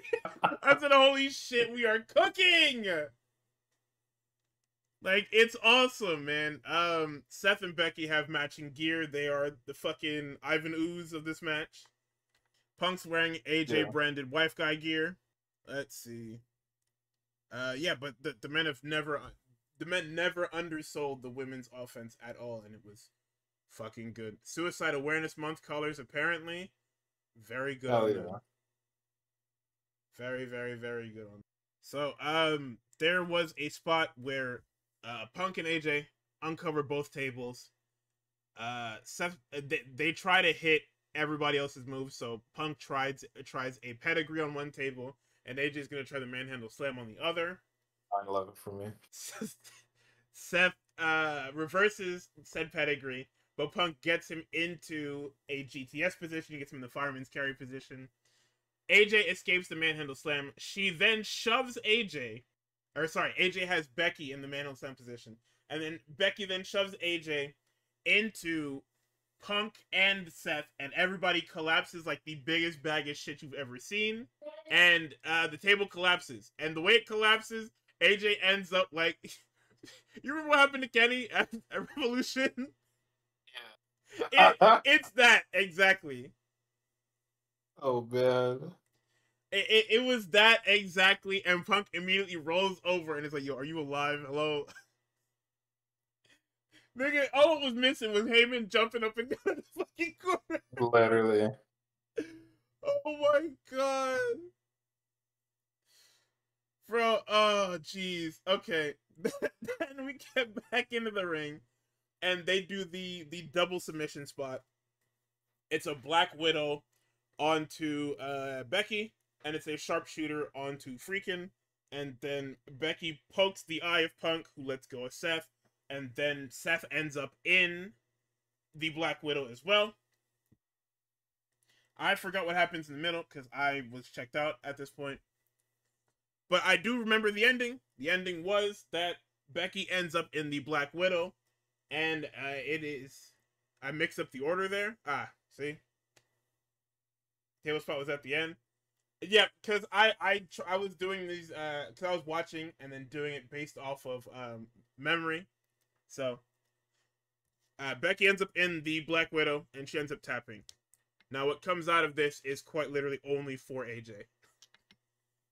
The men were set pieces in this match because they didn't want to do... They didn't want to do an AJ match outright. They wanted to give the people something. They wanted to basically litmus test and see where she's at as of right now, very clearly. Which is why this tag match was the way it was. Which is also why it was as long as it was.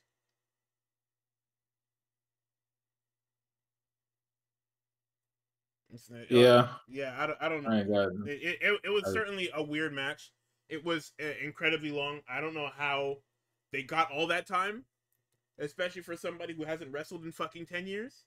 But well, considering they changed the finish to Cena Lesnar shit the morning of, supposedly. Nigga, that don't fucking matter. That match is going the same time no matter what. You never know. No, you really never know. That match is not going no longer than it already was. I mean, I could definitely see them wanting to do like a 40-minute barn burner, just Cena Lesnar, because like that's all the nostalgia dollars that probably pays you fucking bread forever. Because the more niggas talk about, oh my god, Cena and Lesnar, I wonder if Cena's gonna win. The longer that goes, the longer people eventually cave to like FOMO, and they're like, all right, let me get SPN, let me get that joint, let me see what's going on, let me see what's talking about. But nigga, if the announcement of that match wasn't moving you, you are not going back to check. True. Yeah, I don't know. Maybe Jay. Actually, I don't think that shit was going long either. I'm not gonna lie to you. No, that shit was those two matches in the front were absolutely at the right times that they were going to be. Actually, no. Probably the fucking Usos match was cut a bit short. Maybe there was like a 1-2 spot there. But I feel like they probably could. Yeah, that definitely could have went a little bit. Well, I didn't want it to go longer, yeah, but what the fuck? It could have gone longer. Yeah, but hey, I don't know. I mean, and then I also didn't watch the last match either. So AJ was the first person to make Becky tap in 6 years, but she definitely is selfish. Fire. Like there is an air of selfishness to it because you have to look at how Becky has been coming back into the fold. Post pregnancy, she's been coming back onto TV in the weirdest ways humanly possible. Like that shit don't work for me, brother. It's definitely not like that. It's not on some Hogan level shit, but it's definitely odd. It's shades of. That's not crazy. It's definitely odd that every time you come back, it starts with you winning a title. Like that's not weird to nobody else. I think if it's like a huge title, I feel like it's weird. But for the IC title, I like the work that she's done with it, so I'll let it slide. There was the Bianca stuff a bit ago. There was the obviously the IC title, obviously the tag titles. That the tag titles were weird. That whole stretch was egregious, bro. The tag was worse than the IC because there was really no reason for you to take that shit off of Judgment Day. There was no reason for that. That was egregious. You won it, and 12 hours later, nigga, it was you niggas lost that shit. What? 24, not even 24 hours later, you lost the shit. Fucking ridiculous. That's nasty. What's wrong with you? Like this shit is egregious, man. But yeah, in our main event, literally No, go ahead. I mean, I guess for her, she doesn't want to lose on her return WrestleMania, but who gives a fuck, bro? Who cares? Who cares? What, are you planning on retiring? Planning on retiring anytime soon? It bothers you like that? Because if it does, then we Probably have to not. talk. So in our main event, we have the dumbest man alive versus versus the ace of the company. It's just, I don't know, man. Everything about the back end of this show. But oh, they were running the fucking CTE angle. I didn't even hear that because I just stopped paying attention. I stopped paying Niggas were attention to killing these niggas Cody. talking. I was just looking at the fucking screen, man. Niggas were killing Cody over the one spot he did where he like stumbled and then gathered himself and then hit the Cody cutter. Niggas were question checklist wrestling. Come on, bro. Oh yeah, no, because there is a so there is a problem with that. That is like a legitimate problem that happens across wrestling where somebody works the leg or works whatever, and then you do your whole fucking comeback, and then after the comeback is then you go, damn, oh my knee, bro. It's fucking funny. Shit. Obviously, it's still my guy, but like in the moment, looking at that clip, hell no, man, you can't do that. That's the fucking jeez. I forgot I have to sell. Hold on. Let me put my guy over real quick. Let me do him a favor for a second. So Carmelo Hayes being at 95 in this fucking list is crazy. But okay, so very quickly before we get to this Cody shit, I want to talk about the PWI 500 very quickly. God. Right? Because I feel like 500 is fucking egregious. Like this, that's such a sick number. Who's 100 and then who is after 100, right? Because they showed me 500 and 500 is fucking El Serial Man, or whatever the fuck it is. Niggas ran out of wrestlers, What is his bro. name? It's fucking Serial Man who beat El Chupacabra. That's number 500. Hey, what? Oh, buddy. Like, you see what I fucking mean? Cause it was like clockwork, right? Cause we were talking about it, and I said I feel like 500 is too fucking long, because after 100 you just start naming people, and then like a bit later, James posts the fucking Serial Man shit at 500, and I said, you see what I mean? But yeah, very quickly, your top 10 for this year's PWI 500 is at 10 it's Ospreay, 9 is Mystico, 8 is Freakin', 7 is Strickland, 6 is Jey Uso. Jey Uso being at 6 is wild, but I get you. Hiroki Goto, I guess Hiroki Goto and Jey Uso being in the same place makes sense because they also did win their first world titles this year, so it makes sense. Hangman at 4, Gunther at 3, even though Gunther at 3 is egregious. I want everybody to understand that. But I mean, I guess Goldberg tax goes a long way, right? Goldberg and Jey Uso tax goes a very long way.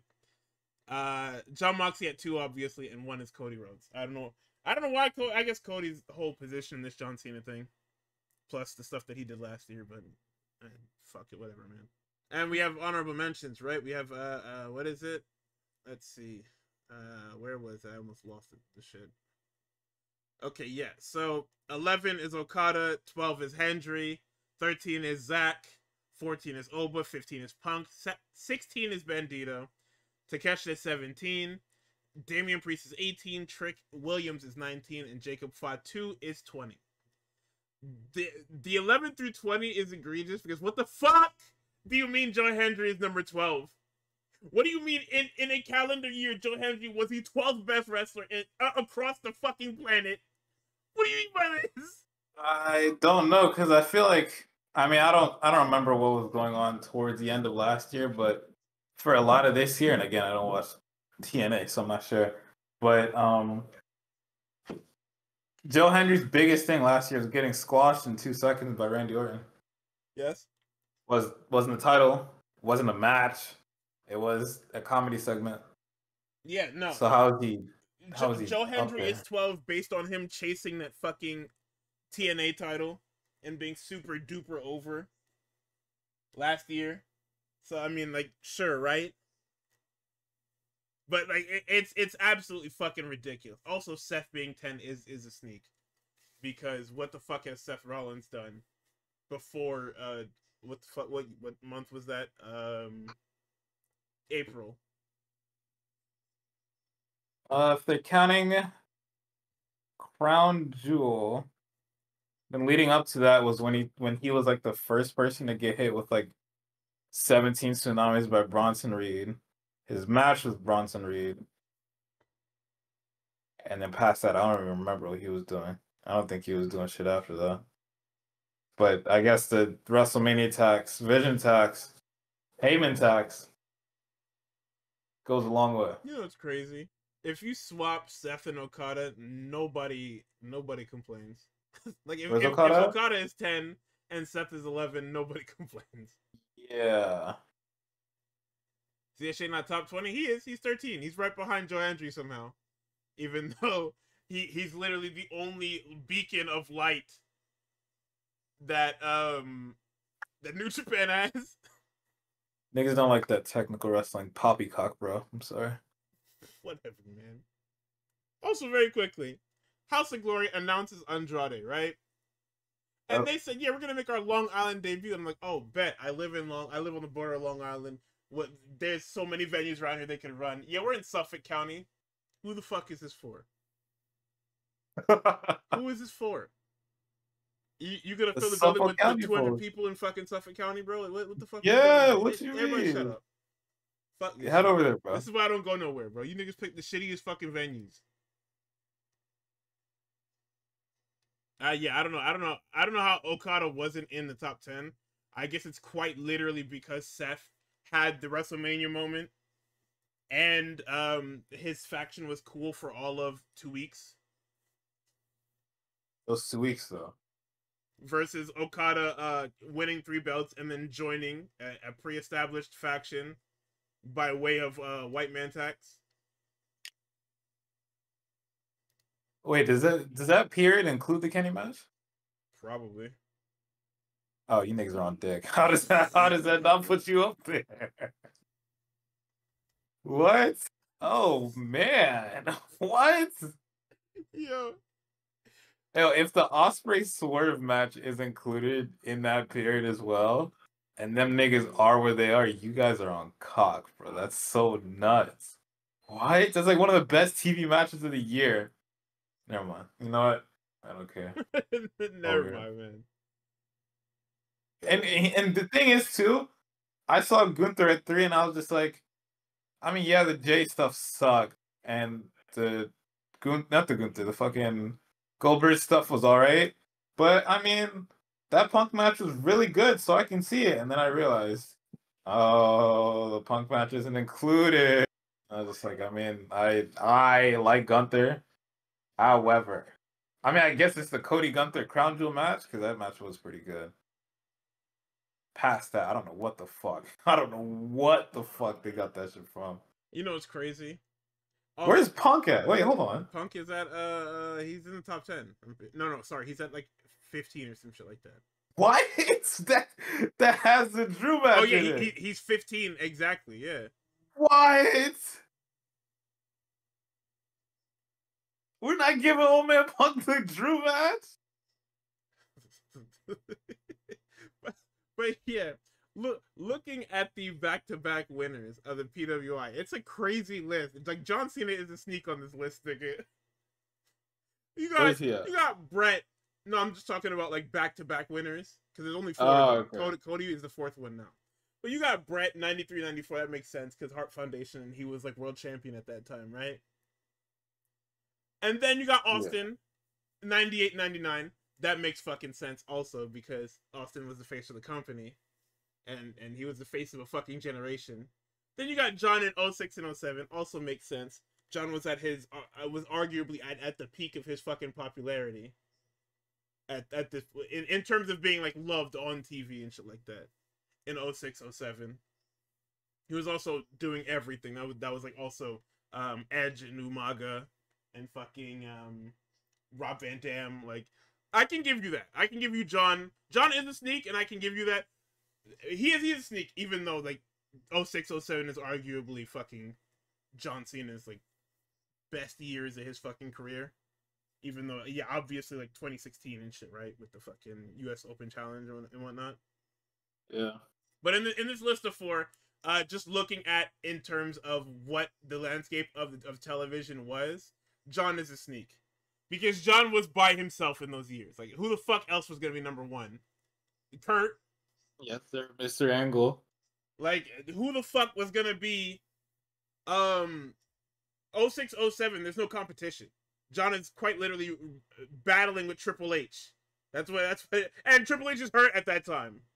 Kurt was number 2 in 06. Yeah, see? Because he was in TNA, he was fighting Joe, belt collector. It was good.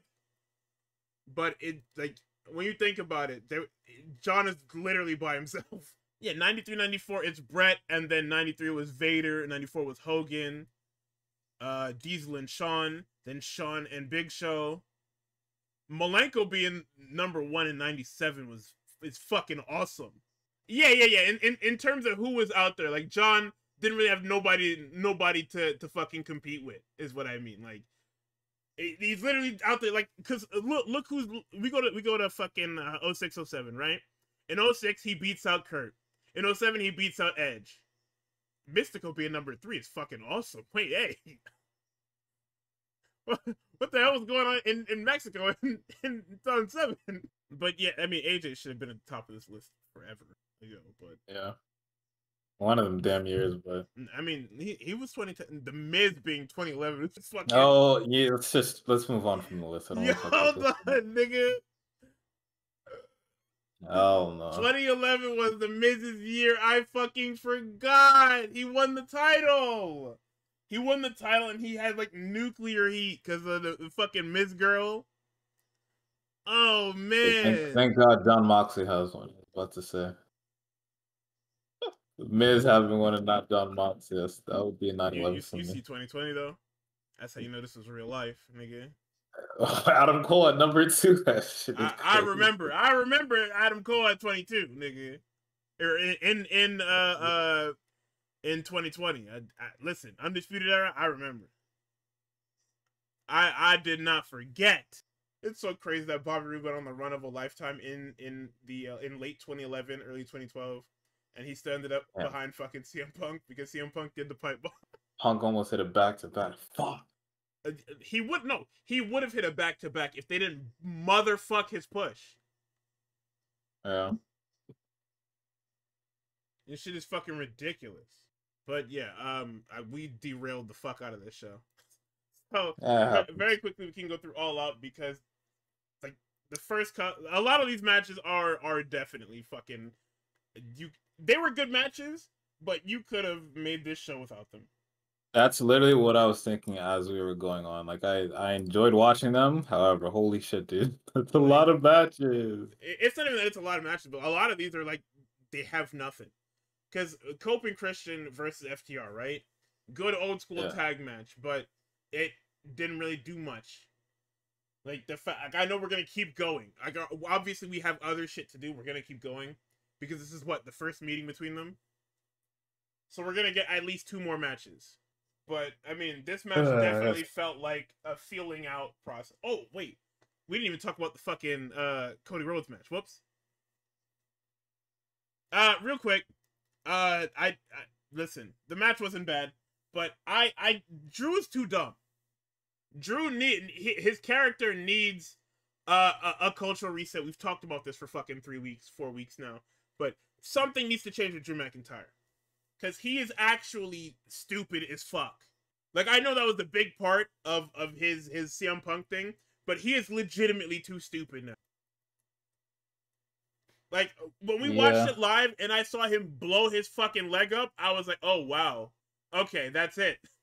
And I called it to him like, oh, he's going to go for the Claymore. And because he blew up the fucking Claymore leg, it's cooked. He actually had the entire match won. And decides for whatever reason to blow up his chances of winning. Also, the happy little accidents that Cody keeps getting, where somebody uncovers a turnbuckle, or tries to cheat with something or whatever, and then what's the word? And then Cody gets on the back of it, hits like a move, and then wins. I thought that's what was gonna happen when Drew ran into the buckle, and he hits the crossroads. But thankfully it kept going. But we have to stop putting these low spots in Cody matches because they look crazy. Like I know it adds. I I know it adds whatchamacallit. Like I know it adds depth to Cody because it's like, oh, you know, he's not afraid to take whatever way to win or whatever fucking nonsense like that. But it should be an every so often thing. It shouldn't be that's how the heel gets gets their comeuppance in these Cody matches. Is they try to cheat and then they fall on their own sword and then Cody wins. I would rather he be Superman where he gets hit by the shit and then just wins anyway. I don't know, that's just me. But yeah, as Drew's bad leg gives out, we get a super Cody cutter into Crossroads for 3. It could have been a lot better, but I mean, they're probably gonna run this back at some point. Yeah. Drew still won't win. Yeah, and the Randy thing, irregardless of not wanting to lose clean or whatever the fuck the situation with that is, that's the wrinkle that Cody needs, because he was too vanilla for his entire run up until that point, like attacking the old war torn injuries on Randy and cheating and, well, in quotations, cheating. That stuff is important to his character. You can go. You don't have to go full Homelander to be like, yo, I really want to keep this title still. Yeah, of course, because at the end of the day, like, it's about winning. Yeah. Niggas will not have you believe that though, with how they write this show. Oh my god, it's a 9/11 on this fucking episode of NXT. I can't wait. Yeah, we knew what time it was. Invasion angle. Yeah, of course. Type shit. Fucking ridiculous. Okay, but back to All Out. Yippee. We called it a very WWE skit in the beginning of the show because it's Cope and Christian walking into. They're trying to do a 2025 version of Edge and Christian, which was very much just Bill and Ted. Like, it's like, you know, what the fuck? Russo saw Bill and Ted and said, wait, we have guys like that. And that's how you get Edge and Christian. So they tried to recreate some of that magic. Wendell Clark, the famous, I believe he's a hockey player, and Bubbles from Trailer Park Boys shows up and say, oh, well, it was like the most awkward shit ever. I don't know. So we get into the match. It is an older school tag match, but the crux of this match is that FTR have been a tag team for the last 11 or so years or whatever the fuck it was, and that even longer. But yeah, it's that, and then what's the word? Cope and Christian haven't tagged since 2011, which is like odd enough that like 11 is like that number for them. Then let's see what we got here. So Cope then decides to dig into his bag, and he hits the Proto Bomb, the 5-knuckle shuffle, and an AA-4-2.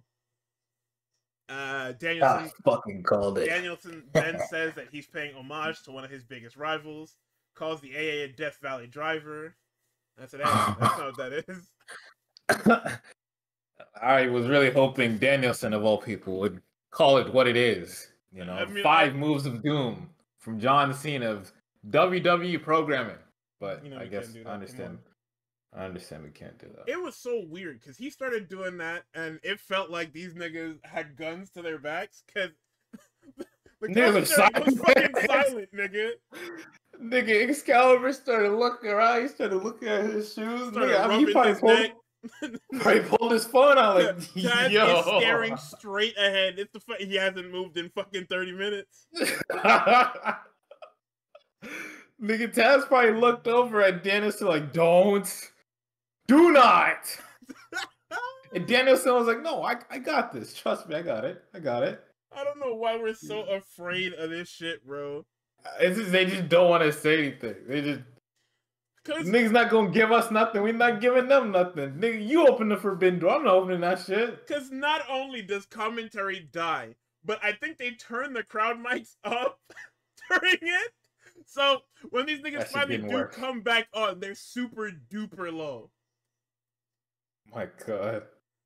I don't know what the fuck happened here, but yeah, man. So the baby faces get double sharpshooters in Canada, and Cash starts slapping the fuck out of Dax to stop him from tapping. Yep, grabs his hand and starts slapping the shit out of him. Stokely gives them the ropes, and he gives them the apron just to make sure. They hit Power and Glory for 2. Shatter Machine is blocked. Cope and Christian hit each other's moves for 2 because Stokely pulls the ref. And as he does that, music hits. It's the most generic fucking alternative music you've ever heard. And Beth Copeland comes down to the ring and kills Stokely and carries him off. He is a non-factor. Yep. Dax is backing off. No more of that. Cope spits on him. Let's see. There's a CNC try the assisted pile driver, like the super pile driver. And Cash does one of the scariest fucking things I've ever seen somebody do. It's so simple, but it's still scary as fuck. So Christian's on the top row. He's seated. Cash takes him over, powerbomb position, walks down the damn steps as gingerly and as safely as he possibly can because he cannot see. Makes his way. He makes his way over to the fucking table. Like, I'm surprised. I guess Christian's probably guiding him, but goddamn, he knew exactly where the fuck to go. And he powerbombs Christian damn near perfectly on this damn Spanish announce table. Immaculate, bro. So, if he just didn't come back for the rest of the match, I'd have been like, that's fair. That's fair. The amount of concentration and fucking whatever that took was awesome. So then we get a belt shot from Dax into the spike power driver for 2. Cope hits an impaler because he is Superman. Shatter Machine for 2 because old niggas are kicking out of literally everything.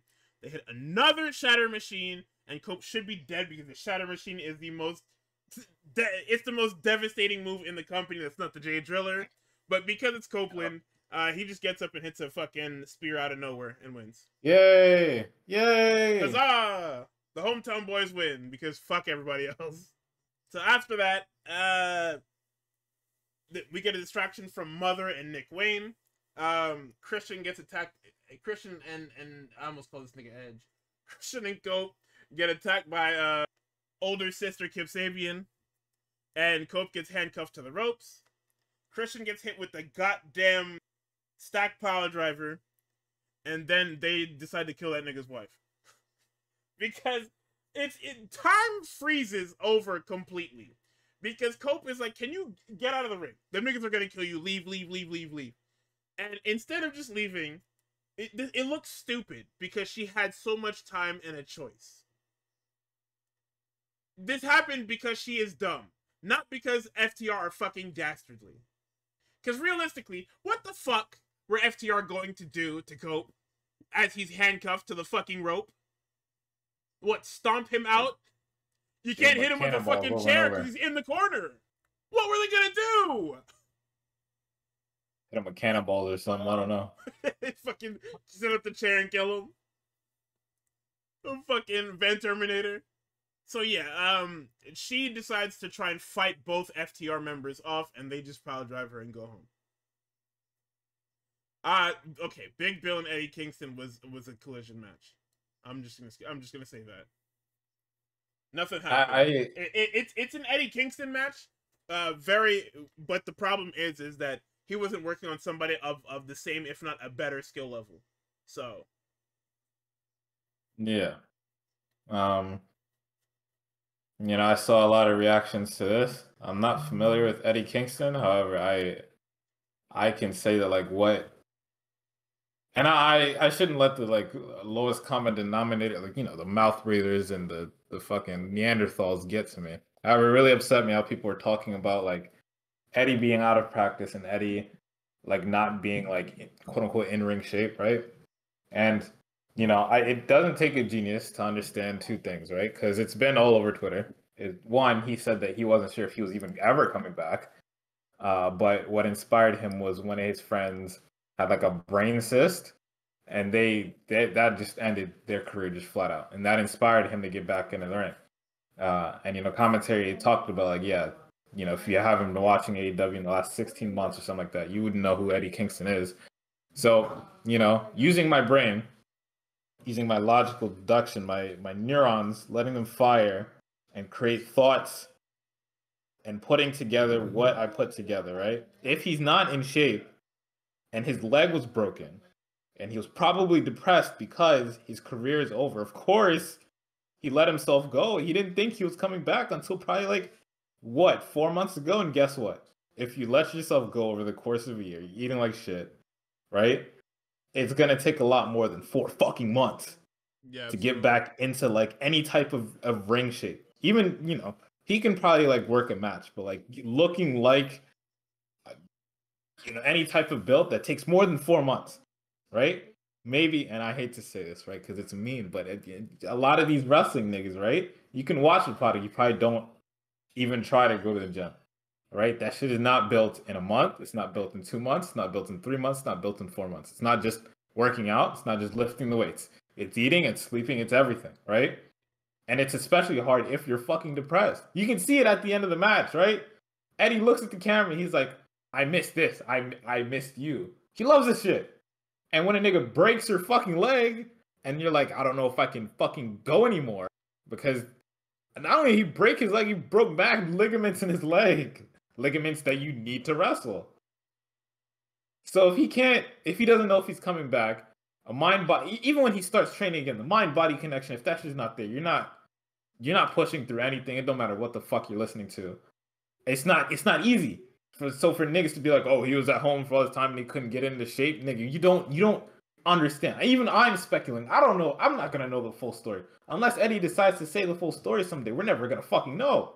So for niggas to go out and say shit like, just shut the fuck up. Just shut the fuck up. Just be happy the nigga's back at all. Is it that hard to do that? Yes. It doesn't have to be a fucking 5-star heater, nigga. I got to watch Eddie Kingston wrestle. What? It's like if Dragon got back in the ring. Would I be happy to see? Yes. That's what they were saying. They're saying this is Tony Khan's plan to get this nigga out of retirement. The fuck? Show him five-star adjacent matches every week, so he finally just said, "Fuck it, I'll go out there and die in the fucking ring."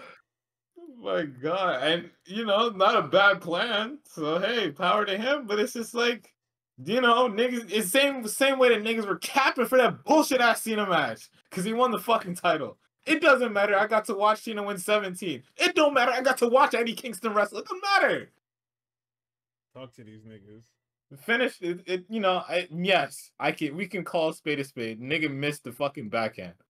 Nigga got his receipt on. He got his receipt on the next one anyway. Shivani is the fucking worst. Nigga, everybody said, "Yep, he hit the hurricane. He missed." Shivani. Get the nigga out of here, man. Like, get the fuck out of here, brother. You're done for the day. You're done. Where's Don Cal? I don't even like Don Cal. Get him. You're done for the day. You're fucking done for the day. He misses. The fuck was that? Who do you, nigga? After all that glazing I did for you when I started watching the AEW, you give me that Pat McAfee level bullshit? The fuck is wrong with you? You're done for the night. No, you're shut down. Shut up! That's all you had to do. But he missed. You know they're not gonna do it again. Why? Oh, it's fucking dickhead shit, son. So Eddie ends up winning with the Hurricane, and okay. So listen, Eddie goes for that first Hurricane, it misses, and they hit the shittiest fucking boss man slam. Like, I don't know if it's like Bill caught him late or if Eddie is just that heavy now. Nigga, this looked like fucking ass. I feel like Bill caught him late as fuck. No, he did. They do another one. Did. But it's just like, God, they do another one and it looks damn, way better. Nigga. That one looked crazy, and I said, wow, that's not okay. But yes, post-match, Eddie starts getting stomped out by Brian Keith and Big Bill. And the lights go out, the Hook symbol goes up, and it's Hook. Hook comes out to save his new OG. He has ditched Samoa Joe and the Ops. He has cut himself loose. The Ops are now officially Shibata, Joe, and Hobbs. And now he's going to be hanging out with Eddie Kingston. So I assume that Hook will be getting killed by the Death Riders soon enough. So. Yeah, I'm sure. Damn. I like that. Yeah. Well, here's the thing, right? Is that the direction of Hook and Eddie was supposed to be the direction that Hook and Joe went, but Tony gave up on the fucking angle. Like, Lord knows why. This is what happens when you give up on angles, right? Is that nothing like because Hook has been getting. I've been a fan of Hook since he debuted. You know when Hook debuted? Hook debuted in fucking like 2020. You know how many matches Hook has had since 2020? Probably like 4. That'd be egregious. No, it's more like 20, right? Between then and now. Like, Yeah. he has had less matches than Jade Cargill, and arguably is probably better than her. But Or that probably like less AEW matches because they probably have him do the fucking what, Ring of Honor pre-tape, yeah, Indies? the Ring of Honor pre-tape show. Not really. No, Because that's like all encompassing. well, I mean, for Hook the doesn't show that wrestle I like was that at, anymore. he did a pre-tape Ring of Honor show, a Yeah, Ring of Honor match, that makes sense. Let me see. and then niggas lied and was just he did that fucking video later that night talking about some I'm in New York, nigga. You're you're lucky if you're above Broad Street, nigga. What the fuck? Bitch, I just see you. How you gonna lie to me? Oh yeah, he's at 83 matches now. In the last 5 years. Because in the last 4 years. He debuted in 2021. His first actual match was against what was that? 12-8-21. Yeah, there you go. And they were Let my all nigga wrestle, man. squashes. Let my nigga wrestle. Let him loose. We've With been this saying that for Eddie fucking team 4 up, years, man. let him loose, bro. I'm every time Dominic Mysterio does something and niggas like, yeah, y'all said Hook and Nick Wayne over this nigga, and I'm just like, all right, bro. Yes. I wasn't even a part of that, but like, don't piss me off. I definitely would have been a Hook shooter if I saw the nigga when he debuted. They all get booked the same. The niggas just sit there, bro. Like, what are we talking about? If anything, Triple A might have saved Dom's life. I'm not even gonna hold you. Like, yes, he's still over, but like that nigga took it to the next level with Triple A. No, absolutely. What the fuck is It's not fair. We not sending Hook to bully no Mexicans, man. That's crazy. Yo, come on, son. All right, next match, man. What's up? This shit is crazy, man. That's what happened, bro. So we have our tables and tax match. It's Mark Briscoe versus MJF, and listen, the first 25% of this match is straight snuff film. It's insane. Son, Mark Briscoe get in the ring, and they start. What the fuck? Did you see something? Something that wasn't fucking wrestling related, but yeah. Mark Briscoe gets in the ring. MJF immediately powders like he always fucking does. And then he ends up getting tricked back into the ring. But it doesn't matter because he starts whooping Mark Briscoe's fucking ass, man. Bro, it's bad. The offense is all MJF. He's fucking, oh yeah, Max does come out in all white because he is an absolute fucking student of the game. He's a scholar. We're all gonna bleed. Why wouldn't I wear white to show just how fucking awful it looks? Bryce is wearing the proper PPE. Then we get Mark Briscoe laying all the tacks out in the ring. Max, once he gets into the ring, then uses Bryce as a shield. He eye pokes, what the fuck is son's name? Mark Briscoe, and body slams him in the ring. Starts rubbing Mark Briscoe's head into the tacks. We get an Alabama slam onto the tacks. Then he drags Mark Briscoe through it. And at this point, this is where I said somehow this match is like 90% Max in the beginning. Shoves tacks in his mouth. And then finally, we flip it. We get a spine buster into the tacks by Mark Briscoe. Then Mark gets the chair. He does a step-up senton. Let's see. Pulls out a... oh, yeah. We get the pocket tacks, where this nigga is in the ring gathering tacks.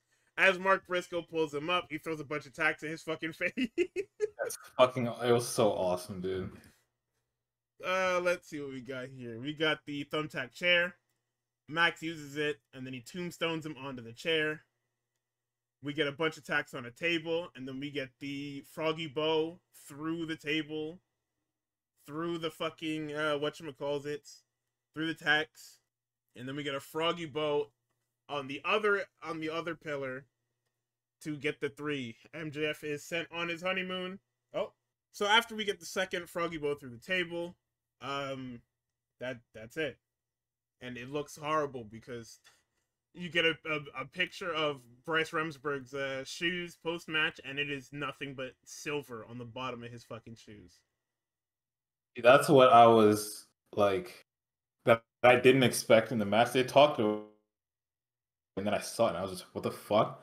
But the tacks get into your shoes, and you have so many tacks on the bottom of your shoes, you start slipping around. Yep. I was like, that's fucking cool. I'm not gonna lie, that's cool as fuck. They called it immediately because I mean it makes sense. Like you are now on your shoe is now lost all traction. It becomes a smooth surface, so it makes perfect sense. So where the fuck was I at? Oh, okay. We get a little, for whatever reason, these niggas were doing angles on my pay-per-view instead of just going from match to match to match. So we get Jerry Lynn with the fucking Acclaim. He's still trying to get them to work together. He says, I got you guys a match. They said, man, what the fuck? Why? We're not a team. He says, hey, if you niggas don't show up, you're gonna get suspended. So I'll see you niggas on Wednesday. So we are course correcting. We realize that when we attempt to do things and we don't put stock behind them, they won't work. So we are retconning them. Well, not retconning, but we are doubling back. We are course correcting back. The Acclaimed is going to be back sooner than later.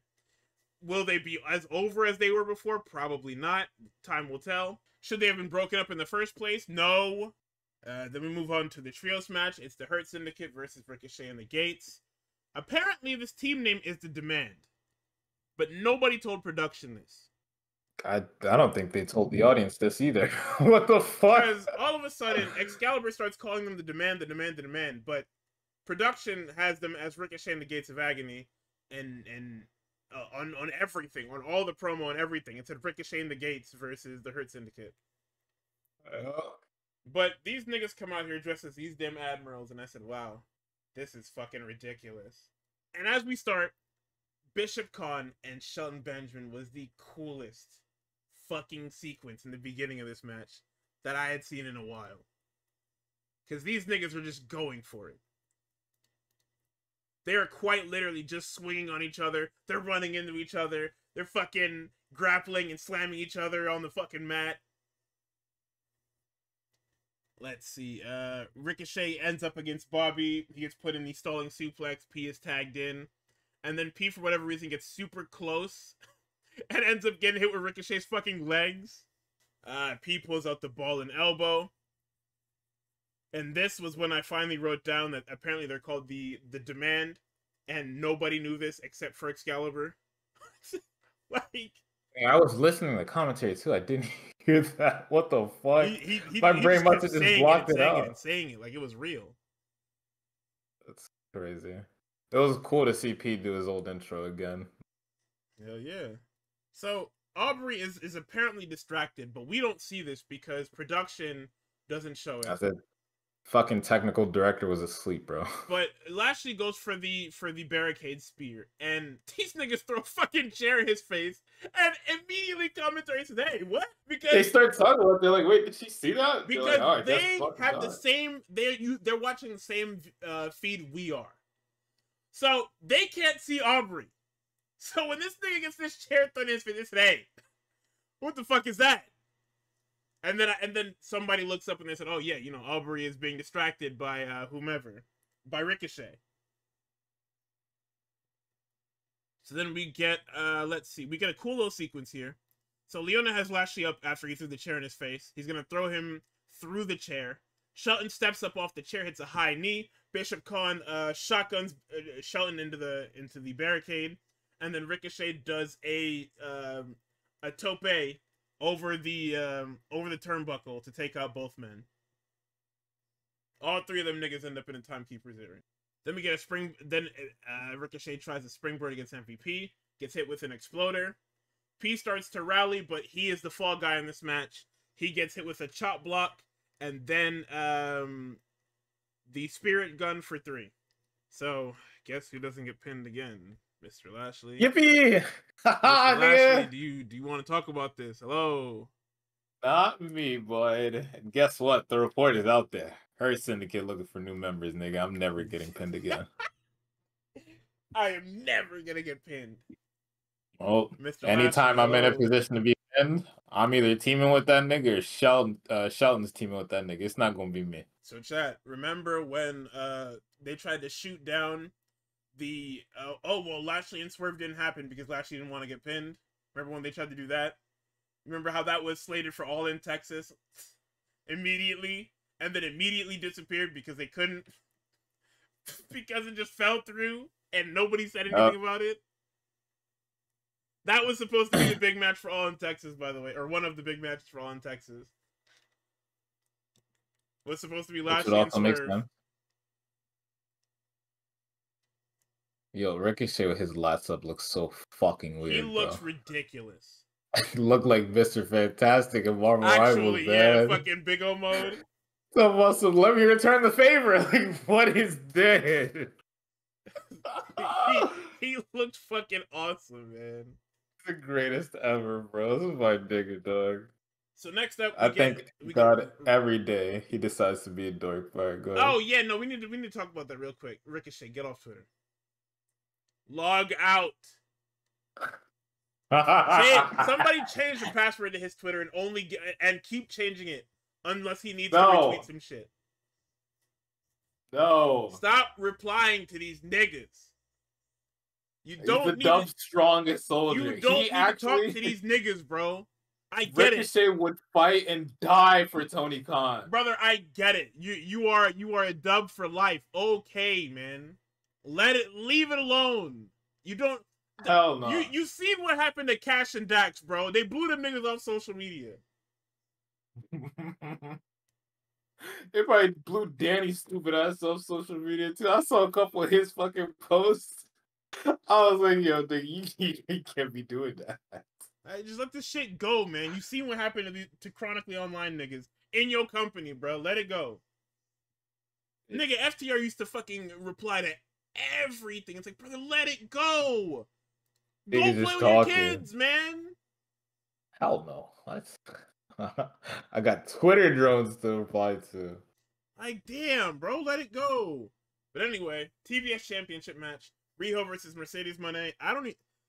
This wasn't a bad match, but it was the most foregone conclusion of foregone conclusions. Riho had no chance. It didn't matter what hope spots they did. She had zero chance.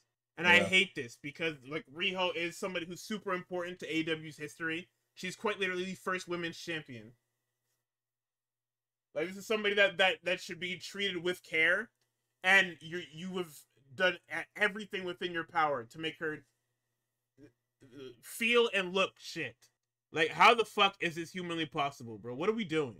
So we get a double stomp from the apron to the floor, and then we get a double stomp off the announcer's table. We get the deep single leg crab from Riho, which is like her bread and butter signature move. We get the La Mystica variant that Carmelo Hayes also does into the crossface, because we can't go one Moné match without this fucking sunset bomb. Here it is. Oh, hell yeah. It still looks shit. Riho flings herself into the damn turnbuckle. It's like, oh god, please be careful. Then Taz is talking about how Danielson actually alley-oops Taz this fucking call about Riho's suplexes. And it's wholesome. And I'm like, oh, okay, hey, we're cooking. And then later on happens, and I'm like, oh, okay, what happened? We're gonna ignore that shit. That happened later in the night. Just gonna leave that there. So Toronto. We get a ref distraction, then the eye gouge into the gut buster, and then Moné Maker for 3. Riho wrestled a good match, but I mean, it never felt like she was ever in a position to win. Before the match, during the match, after the match, like she was an afterthought. And like I said, for somebody who is your first champion, it's supposed to be a big part of your division. Who couldn't be because of visa issues, obviously, visa issues and injuries. But like you guys never treat Riho with any sort of reverence. Granted, Tony Khan doesn't do that with like anyone, which is like a bad thing. But like, I mean, I guess when you think about it, when everybody's telling you they don't want to fucking lose, what the fuck can you do? I about it, I guess. Yeah, like when you don't want to when you don't want to beat certain people, and then other people are refusing to fucking lose, you kind of just gotta First time that she cheated to win that you can recall. Yeah, because it's always been like cradles and shit like that, right? Like a lot of her, if it's not definitive tap out or a name maker, it's roll ups. So Riho is the 21st win in the title reign. She's still got a bit to go before she sends Jade Cargill into the annals of AEW history. And next up, we have the big trios match. Takeshita, Dorada, and Okada for the unified title. Nigga, I almost cry watching this shit. It's a fantastic match on paper, and it was a fantastic match in play. But this was very much Takeshita and Okada. Oh, definitely.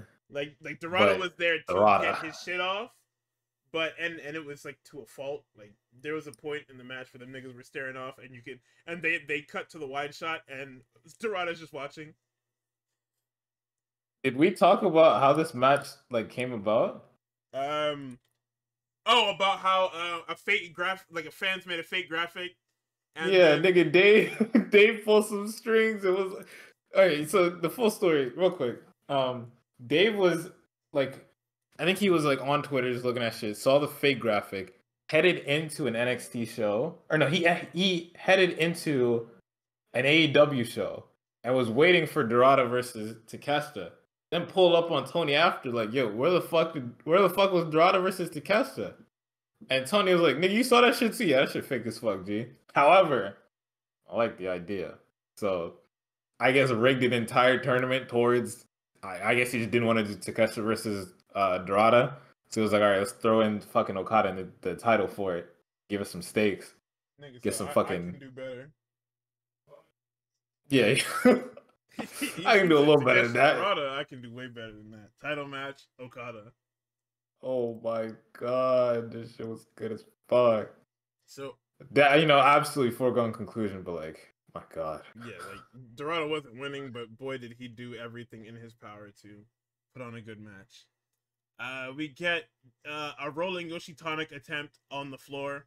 Takeshita muscles him into a brainbuster onto the onto the ramp, and them niggas said straight up, "Yep, that guy's dead." All right, hey. Them niggas said, let's keep going. Thanks for coming, brother. Brian makes a push for Takeshita in the C2. He's obviously going to be there. Actually, yeah, because the C2 ends at World's End. There is a Tony Khan announcement on Wednesday. Everybody's speculating it's going to be the C2 because we only have like 2.5 months before World's End, where the finals, the semifinals and the finals are supposed to take place anyway. So it has to be. I don't know why it has to be a Tony Khan special announcement, and why we can't just say, "Hey, C2 this year." It's that time, everybody. Like New Japan does with the G1, where they just play the video package for the G1. But unless he has something else to announce.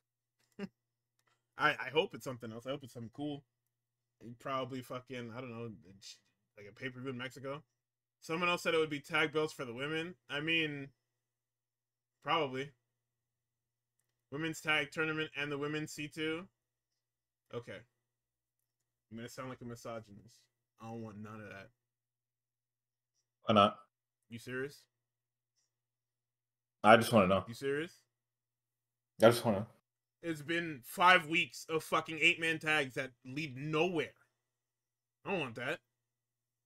You think I trust them to book a women's tag team tournament and a women's fucking G1? What? Yeah. Brother, we're jumping ahead a bit. Toni Storm lost her belt by accident, nigga. Let's ignore that. Let's get back to Toni Storm lost her belt on a throwaway pin in a match where she could not have lost. I wanted to forget. No. You think I believe in Tony Khan booking the fucking tag tournament and the C2? No, I don't want to remember. Toni Storm been doing fucking nothing for 6 months. What the fuck are we talking about, man? She's been doing her best, man. She's been doing a lot of fucking talking, and I don't mind that, but hey, you need to do something else. Also, what show is Mina Shirko on? Yes. Got you. Cool. Yes, nigga. So She's on all 3 AEW brands. Yes, 3. She's on Dynamite, Collision, and Ring of Honor. Collision was supposed to be a brand. Like it was. I told you about the punk shit where they like let him quarantine himself on Collision, and he was like telling people who could and couldn't be on Collision. Ridiculous, but hey, when Listen, you man, have CM they Punk, listen. If Tony Khan had just said, "Yo, y'all niggas need to make up now," this wouldn't have happened. But he let them oh, niggas. he was avoiding niggas. Yeah, what? Nigga, he couldn't go to Dynamite because the Bucks had whatever the fuck. Oh So they gave him Collision, and that's when Collision was actually like gaining an identity because you were actually seeing different people on Collision. Yeah. Like it wasn't just hey, okay. It wasn't like the WWE style when SmackDown used to just be a complimentary show where it was like yeah, rock on Raw, rock on SmackDown. Punk was there, and it was like supposed to be treated as a different show because he was injured and then or not injured but suspended / injured. And then he had the original belt that he had. He dubbed it the Real World Championship, and he was going to defend it on Collision till they looped back, and he would fight Moxley for the fucking thing or whatever. It was a whole plan, and then it fell through because of obvious reasons. Jack Perry and more Bucks nonsense. That's real glass. Cry about it. Nigga derailed his whole career. And now we got a fucking whatchamacallit. Now we got a course correct, and you gotta take the fucking walk of shame and put that Jungle Boy shit back on. We put you back to square one, bitch ass nigga. Okay. So, coolest part of this match for me was this little sequence by Takeshita and Okada. They do a lot of like reversals and blocks. Okada tries to hit Rainmaker. Takeshita fucking ducks under that shit. Fucking runs the ropes. I think he like picks fucking Okada up, hits him with a fucking blue thunder bomb or some shit like that. Yep. Actually, one of the prettiest things I've ever fucking seen. It was so beautiful. There's a lot of that, brother. Like that. Off of the back of that sequence, we get Takeshita throwing Dorada into the ropes. We get a rolling Yoshitonic Destroyer onto Takeshita for 2. 450 for 2. Okada pulls the legs, throws him into the barricade. Then everybody's on the top rope. We get a Dorada double run off the top, and he tries to pin both of them, gets 2s on both. Then we get another standoff between the Don Callis family. And we get a forearm. They start brawling, sorry. They do the forearm exchange. Fighting Spirit. Forearm, Raging Fire is blocked into a tombstone, which gets blocked into the wheelbarrow plex combo that Takeshita does. Okada then powers through it. Hits a John Woo. Takeshita fires up. Then he gets himself caught in the tombstone. Dorada revives, hits the Andrade moonsault press, gets it 2, and does a moonsault onto both after Takeshita tries to break up that first one. The Neon to Okada is blocked. We can zoom a bit later. We get the superplex into Raging Fire onto Dorada. Okada catches Takeshita with a... Oh, no, sorry. We get Okada pulling up, and he tries to hit the Rainmaker. It misses. We get an elbow into a rolling elbow. Okada catches Takeshita with a drop kick, and a Rainmaker onto Dorada for 3. And post-match, Takeshita stares down Okada and is thoroughly disappointed with losing. But, I mean, hey, at least he wasn't pinned, right? At least we got to the finish and he wasn't pinned. So... Yeah. Thank God for that. Yeah, right? But soon. Fucking sucks for Dorada. Soon come. Hey. We're kicking both these young ass niggas out the family. Soon come. Don't worry.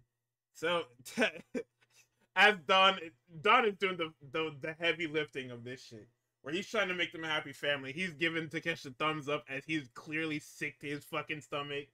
And then Taz makes one of the best calls where he's just like, yeah, no, Gallus is delusional. Like, there's a real tension between these two. He's thinking this is a fucking game. All right. Another garbage match. We get Darby and Moxley in the coffin match. Epic. There's really nothing to talk about. It's just violence. Moxley. Danielson does get involved. No, he didn't interfere. Nigga brought an AW Duffy with plastic bag inside and said, "Yeah, do that, nigga." Like he did me. No. There just happened to be a duffel bag at ringside, to which Darby Allin just happened to go through and find a plastic bag. Oh, it makes sense. Oh no, I get it. Anybody could have put that duffel bag there. Gosh, it could have been Mark Briscoe. It could have been anybody, you know. It could have been Wheeler Yuta. I'm sure. I don't think there was anything else in this match. There's nothing, man. Darby gets his ass beat. He rips Moxie's earring out and then forks his ear, big style. The bastard is back. Yeah, Pac comes back and kills Darby Allin, big style. Razor's edges him onto the fucking coffin on the outside. Throws him into the... Like, he does everything for Moxie but close the fucking lid. Literally.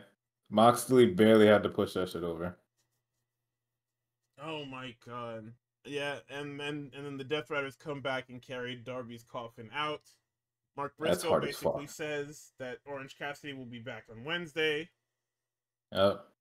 And then, because I forgot to write this down somewhere, at some point during the night, it was probably before the main event, or maybe it was before the tag match. Moxie's backstage. He tells everybody, I got it. You guys go on. I'll deal with this Darby Allin shit. So he goes to set the coffin on fire. Darby pops out, beats him with the fucking pipe, big style, and then sets Moxie on fucking fire. Yep. Whatever fucking fireproof shit they were using burned right through that shit. Wasn't fire. That was a regular fucking body bag, nigga. If it was a regular body bag, you niggas are crazy. It had to have been, bro. It had to have been a shitty little garment bag. Because look, he pours the shit. He lights it on fire. Immediately, Moxie's whole ass might as well have been out. Yeah. The shit burned for 3 seconds and Moxie's pants are exposed.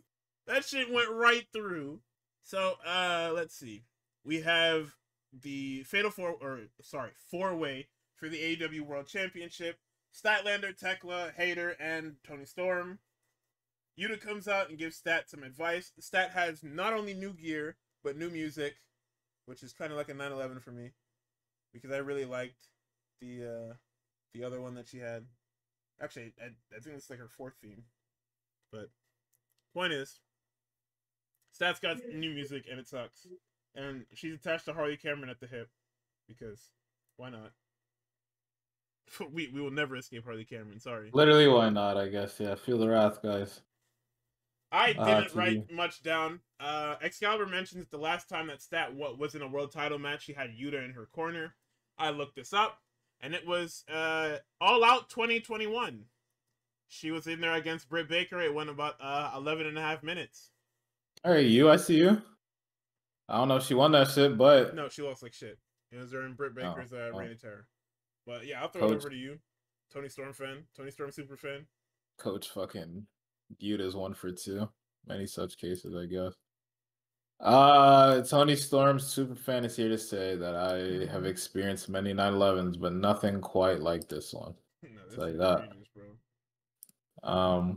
There's a lot of shit here. Not like shit as in like bad, but just like, it's 4-way stuff going on. A lot of Jamie Hayter backbreakers, a lot of Tekla just fucking suplexes while she's already draped over the fucking corner turnbuckle. And Statler doing a lot of cool shit. She was like a fucking, I don't even know what the fuck the thing is called. But like, I mean, I guess it's a backflip off the fucking apron to hit Jamie Hayter. She look cool as hell. Oh yeah, a little moonsault shit. Yeah, Tony Storm with the fucking DDT, or like a tornado DDT off the fucking apron to the floor too. And then Tekla just wiping everybody out. Tekla takes some part of her gear off and just starts whipping niggas at one point. It's belt. That's what it was. It was just a belt. No DQ, and it's just like, hey man. I mean, hey, like, listen, it's part of her gear. Yeah. Let's see what else. I mean, like the match is good, but this is one where it's just like it's shock value finish, right? Because we talked about it last week. I feel like everybody went into this fucking PPV expecting like, all right, Tony's probably not going to lose her belt. It's There's no probably just reason like a to. fun 4-way match. And then we'll move on to something else. And then people were just starting to think like, damn, who though? Like literally, who do you run into after this? Because everybody that could potentially dethrone her is in this match. Like you just kind of just sent a bunch of niggas in here that could all beat her. This match had And no build. they kind of ran that angle the last time that they were all together when they were in fucking London, Ontario. Tony was like, I wouldn't be upset if I lost any of the people in here. And then Jamie Hayter comes out and just like, yeah, you can keep doing your thing, but not gonna be as cool without the title. And then Statlander was just like, nigga, do not forget me. Like I still ran shit initially here. And then Tekla just like, nigga, I'm gonna, you know how niggas talk about any Donald Trump bill as the nigga, I'm gonna fucking kill you, Bill. That's what happened when Tekla music hit. It's just, nigga, I'm going to fucking kill you. Everybody is dead to me. Yeah, so everybody, kind of expected, Tony's just gonna, I don't know, retain, and then maybe they'll run fucking Willow or something like that. Who knows? Stat was supposed to be the fodder in this match. Just at a glance, like obviously, I don't know what the composition of the match was, but at a glance, Stat is the easiest one to beat here because Stat has been a fucking loser for the better part of the last 3 months. Tekla's new, and Jamie Hayter just came back from injury again. So, or not injury, but Tekla's new, and she's kind of strong too. Like they've been booking her real strong. Yeah, so being Aminata is not fucking being strong, nigga. Even then, I mean they're kind of positioning her as a fucking terrorist on this brand. You beat Aminata fucking 6 times, and you picked up the damn Wonder Twins on the way there. Yeah. So, finish of this match, which honestly surprised me considering that Tony unloads the fucking clip on Chris Statlander. She hits her with fucking hip attack, Storm Zero, and fucking, thank God for Jamie Hayter, I guess, which is like, the entire point of this match. Because if it wasn't for Jamie, nigga, you were dead. Right? Jamie and Tony go at it for like a while. Tekla interrupts. Tekla and Jamie Hayter kill each other. Tekla spears Jamie off the fucking apron onto the floor. Here comes Stat, and Stat and Tony are doing a lot of shit. Stat she sets up what looks like an armbar, and the next thing not armbar, but like a crossface or something like that. Maybe a fucking bulldog, I don't even know. Fucking spins it around. C-belt 1, 2, 3. Goodbye, Tony. Wheeler Yuta everybody. C-belt. It's actually just shock value. Like we were all surprised watching it. Twitter was surprised because it came out of literally fucking nowhere. And Tony sells the shit well too. Like it's nothing but pure, genuine shock on her face.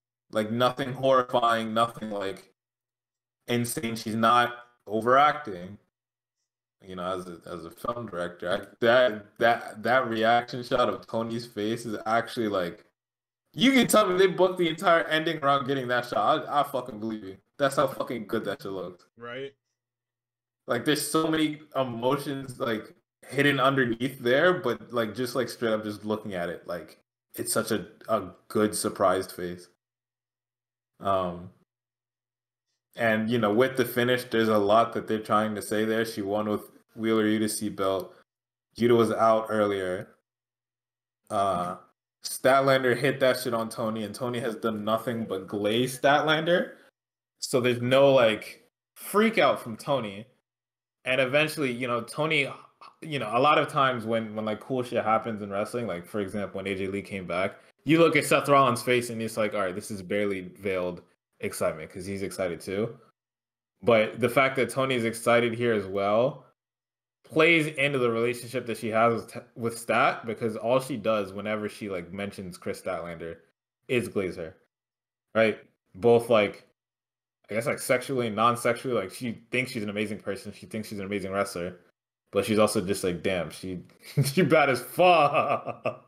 Tony Niggas bring up Statlander on commentary, and Tony's like, "Oh, you talking about fine shit?" Yeah, Actually talking about fun shit. I fuck with Statlander too. You know the vibes. So like, I had such a good performance. Am I upset by the decision? I don't know. I can't even tell you because I'd have to see how the Statlander reign goes. I would have What to does it see it. look like? I don't know, but Because I mean, she okay, already has it. we now have reset the slate because there is a new champion. But what does the booking look like? What does this Yeah, women's C2 look like? Does the champion go in the is it like the G1? Does the champion go in, or are we making a fucking title belt or whatever the fuck it is? Who's up next? I mean, Jamie Hayter, right? Jamie Hayter has to be next because they were brawling the most leading up to this match. yeah. She has a match announced already. Like I don't know, I forget who it was, but they already said that she has like a title match on Wednesday or something like that. Is it an eliminator? No, I think it's just straight up a title match. Fuck me, right? Stupid ass title. Nothing Oh is fucking man, sacred. nothing is sacred, nothing is easy. Where the fuck is it? Whatever, we'll talk about it tomorrow. Um, but yeah, she said it also mentioned her wanting to be a fighting champion too. And the fact that she carries Harley Cameron out, and the fact that she won with Wheeler Yuta belt, um, I think definitely leans her towards the Death Riders. I don't now that she has the title, I don't know what that looks like. Yeah, I don't know how you get there because the whole thing is that she's supposed to lose here, and then that literally sends her spiraling into the fucking Death Riders. But Yeah, now that she's a winner, how does Moxley? Does she just join because Moxley's the only person that believed in her, even yeah, though or Harley Cameron because was right there the whole time? Yuta helped her. Like maybe she's just like, I'll scratch your guy's back, you scratch mine. I don't know. And then where does Harley Cameron fall and all that? Like In who really hell, knows? Willow has to Um, come save her, and we renew it again. but yeah, Tony walks off. She looks like, I mean, obviously shell shocked. I'm excited to see where Tony goes now because she's really creative and really good at her job. But hey, uh, yeah, it's that match.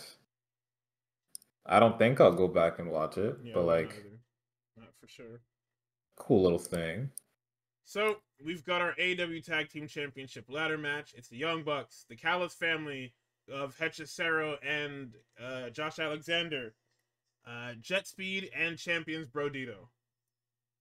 Uh, I have no words because obviously it's a ladder match.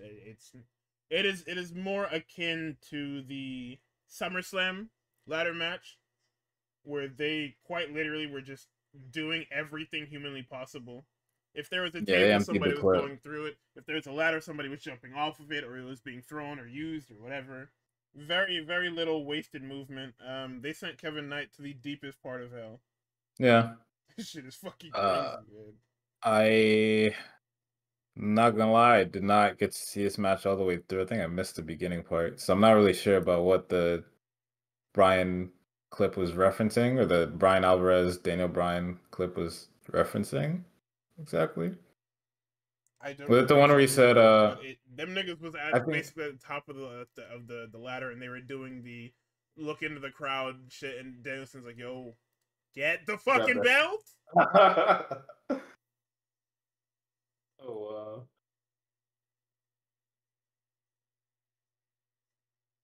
And like, I understand. I mean, that's just like ladder matches though. Like niggas always do that shit. Cause it's like if niggas really hit that shit with like fucking Nathan Frazier's speed and just ran up that shit, nigga, a lot of these ladder matches would end so much earlier. But I think that was just Brian just trying to be funny. Well, that's the thing about ladder matches, right? Is that you're supposed to take in the view after you win, and this That is a also is mistake true. that everybody makes. Well, not everybody, but most people make, where it's just like the winner is so obviously the winner. You know, like they climb up the ladder slow, they get to the top, they look around, nobody's there, then they just fucking reach up very slowly and unhook the shit. Oh, also, spoilers for tomorrow's Graps. who could have seen that this winner take all match would end in a DQ? I totally didn't say that it would because they told me it would. And niggas, they didn't hide it because there's just a bunch of people there's a bunch of fucking TNA people in the background of Not every even shot. that, nigga. They said, "Hey, Oba and Trick, winner take all." Oh, TNA says they're coming. Oh, so the match just isn't happening. Okay, it's sick. Yeah. Like, even if niggas didn't show up, you told me. Like, it's just so... Yeah, I saw Matt Cardona is on NXT TV. Oh my god, man. This shit is fucking stupid. Either way, back to the all-out tag match. I mean, it was a good... It was a ladder match. It was a ladder match that was put together by the fucking Bucks. So you already know what that is. That's fucking... That shit is starting at a 4. It's just 4 what, nigga? Or if it's 5. I mean, I don't have it. Like I said, I don't have anything to say. I have more to talk about the fucking post-match than the actual match. So after the champions retain, the Bucks are then attacked by Jack Perry, who then ends up dead to rights when Luchasaurus rips off the Killswitch branding, and he is now back to being Luchasaurus, and he runs off the Bucks, and they embrace and they hug, and Tarzan Boy starts playing, which means that not only is Jack Perry back, Luchasaurus is back, and Jurassic Express is back. Which, I don't know why we broke them up in the first fucking place. Like, I know why. Oh, we were supposed to do a big heel thing with Luchasaurus, because he's big and menacing. You give him a singles run, didn't work out. Then he got sick, didn't work out. Jack Perry was supposed to spin off and be the Omega babyface. We fucked it up within, like, a month. And then we turned him evil, and it was shit. He feuded with Hook, and that was fucking garbage. It cost us CM Punk, and like 3 years of goodwill. We went into a financially desperate fucking year of AEW. Like, it was just bad on all fronts, man. And in our main event, we have Kyle Fletcher and Hangman for the AEW World Title. What you think, bro? I thought the match was fucking incredible, dude. Big Fletch fan. Huge Fletch fan. This nigga's a Fletchlight, chat. I am a Fletchlight. And I think these two, like... Because there were reports, all week, these niggas got asked by people like, oh, what do you think about WWE counter program? What do you think? What do you think? What do you think? And I think Fletcher's answer was my favorite. It's just like, that kind of lights a fire into my ass. Like, this is my first opportunity to really like go bananas in like a big match to like mean something, like more than just a title, more than just like my standing in AEW, but like more of like going up against other people and saying that we have a definitive way of doing our things. He also talked a lot about, I forget what the nigga's name was, but like one of his friends who's like hurt right now. I wish I remembered his name. Davis. But like, yeah, Mark Davis, and how Mark Davis kind of like inspires him to like do better, because whenever Mark Davis talks about Kyle Fletcher's accomplishments, he kind of like treats it as like a team thing, like, we're doing this together in like a not selfish way, but more of just like, I'm supporting you, like, don't worry about me, don't be upset that like I can't do it right now. All of your success is like something that I take personally, as well as like something I'm happy to see. And so like, they talked about it a little bit on commentary beforehand. They're like, oh, these, fucking Fletcher must be nervous, like this is his first time at like the main event, sold out arena, and fucking Toronto. It did not look like that whatsoever. I did not think a single moment that like, oh, this nigga's nerves are getting to him, like, lights are too bright. Hell no, bro. You would have thought that entire bitch was empty the way that nigga was fucking wrestling, bro. Like in a positive way, all the Kyleisms were out on full display, and it's just fucking incredible. There are some kicks that he gave to Hangman like in the corner where he's like doing that fucking like, I don't even know what to call it, the fucking scream, and them bitches sounded like fucking gunshots, bro. He went full. I was thinking about it, watching it back. I would have pulled the trigger. I'm In a way, in the way that they built the match, you would have thought that he was gonna get the trigger pulled for him. Yeah, I know. Um, I would have did the thing that some promoters do, where I would have went with Hangman and fucking I forgot what referee was on, but I would have said, yo, after whatever move, just count it. fucking Bryce. Was it Bryce? I think it was Bryce. I thought it was fucking what the fuck is that nigga's name? Not Rick Knox. It's the other one. Holy shit. Stupid. Paul Turner. Oh no, it's Paul. It's Paul. Turner. Yeah, Yeah, because there he you go. dead ass says "fuck you, Paul" at a certain point. Nah, this shit was nasty. This was so fucking good. Fletcher wrestled his fucking heart out, and he left it all in there. Like that is a star making performance. I don't give a fuck what anyone says. You can say whatever you want about everything. He did it. Yeah, okay. Oh well, the dead eye through the table, bro. Shut up, man. I just watched the fucking Usos have a plunder match that wasn't branded a plunder match because the referee is fucking stupid. I don't want to hear that. Yeah. It actually happened like during the fucking Fletcher match, so I don't want to hear that shit. And what else that was hit the fucking brain buster through the table on the outside, like my god, bro, it was so good. He folds ass over tea kettle, and I'm like, brother, please be careful. Like he absolutely nigga, the way he went through the table on the dead eye, I'm just like, bro, please be careful. Please don't die. And like just the story of like Kyle like physically being stronger and like physically being like younger and having more spirit, but Hangman just like a culmination. Like niggas say all the time, like this is a culmination of Hangman's story. This is a culmination of Hangman's story. Like this is like legitimately like what he's been through the past year has been leading up to this. Of just like nigga, way stronger people have tried to put me away for good. Way better people have tried to put me away for good. I'm legitimately a man too angry to die in a positive manner. Yeah, like that's literally what the entire story is. It's so fucking good, man. And Kyle, like, I don't know if he's always been a heel, but like this shit is his calling, man. He has, yeah. It's just a level of heel. He's never been at this point because he's always been with Mark Davis. Like he's always been with Mark Davis, and they were the tag team for United Empire, which was Ospreay's New Japan faction.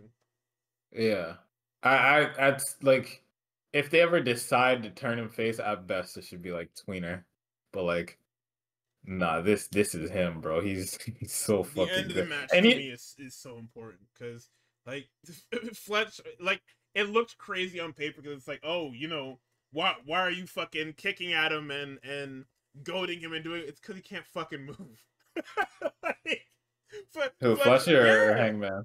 Fletcher can't fucking. The only thing he can do is kick and prod at Hangman because he can't fucking move. Yeah, like that nigga has super Gatorade symbol above his head. Like I cannot move, so I am fucking around, hoping that he messes up so I can do something to stop him. I cannot stop him. Oh my god, the fucking borrowed finishers is such a cheap pop, but like that will always get me. Listen, man, my shit isn't working. I hit this nigga with everything. It will always get me every single fucking time. Nigga, when Hangman went for the buckshot and this motherfucker collapsed, I said, damn. That's beautiful. Every time that shit also always gets me. Every fucking time. Yeah, because then we do the stolen finishers, we do the buckshot, it's blocked into a cradle, and then the second one is blocked into the damn brainbuster for 2. Dragon and fucking Callus shoot up and are standing now. Yep. Fletcher, then, like I said, it's nothing. He has nothing left. He's kicking at this nigga. Egging him on. He tries to brainbuster him on the exposed buckle. He gets dropped head first. We get the top rope deadeye into the buckshot for 3. Like, brother, that shit was fucking awesome.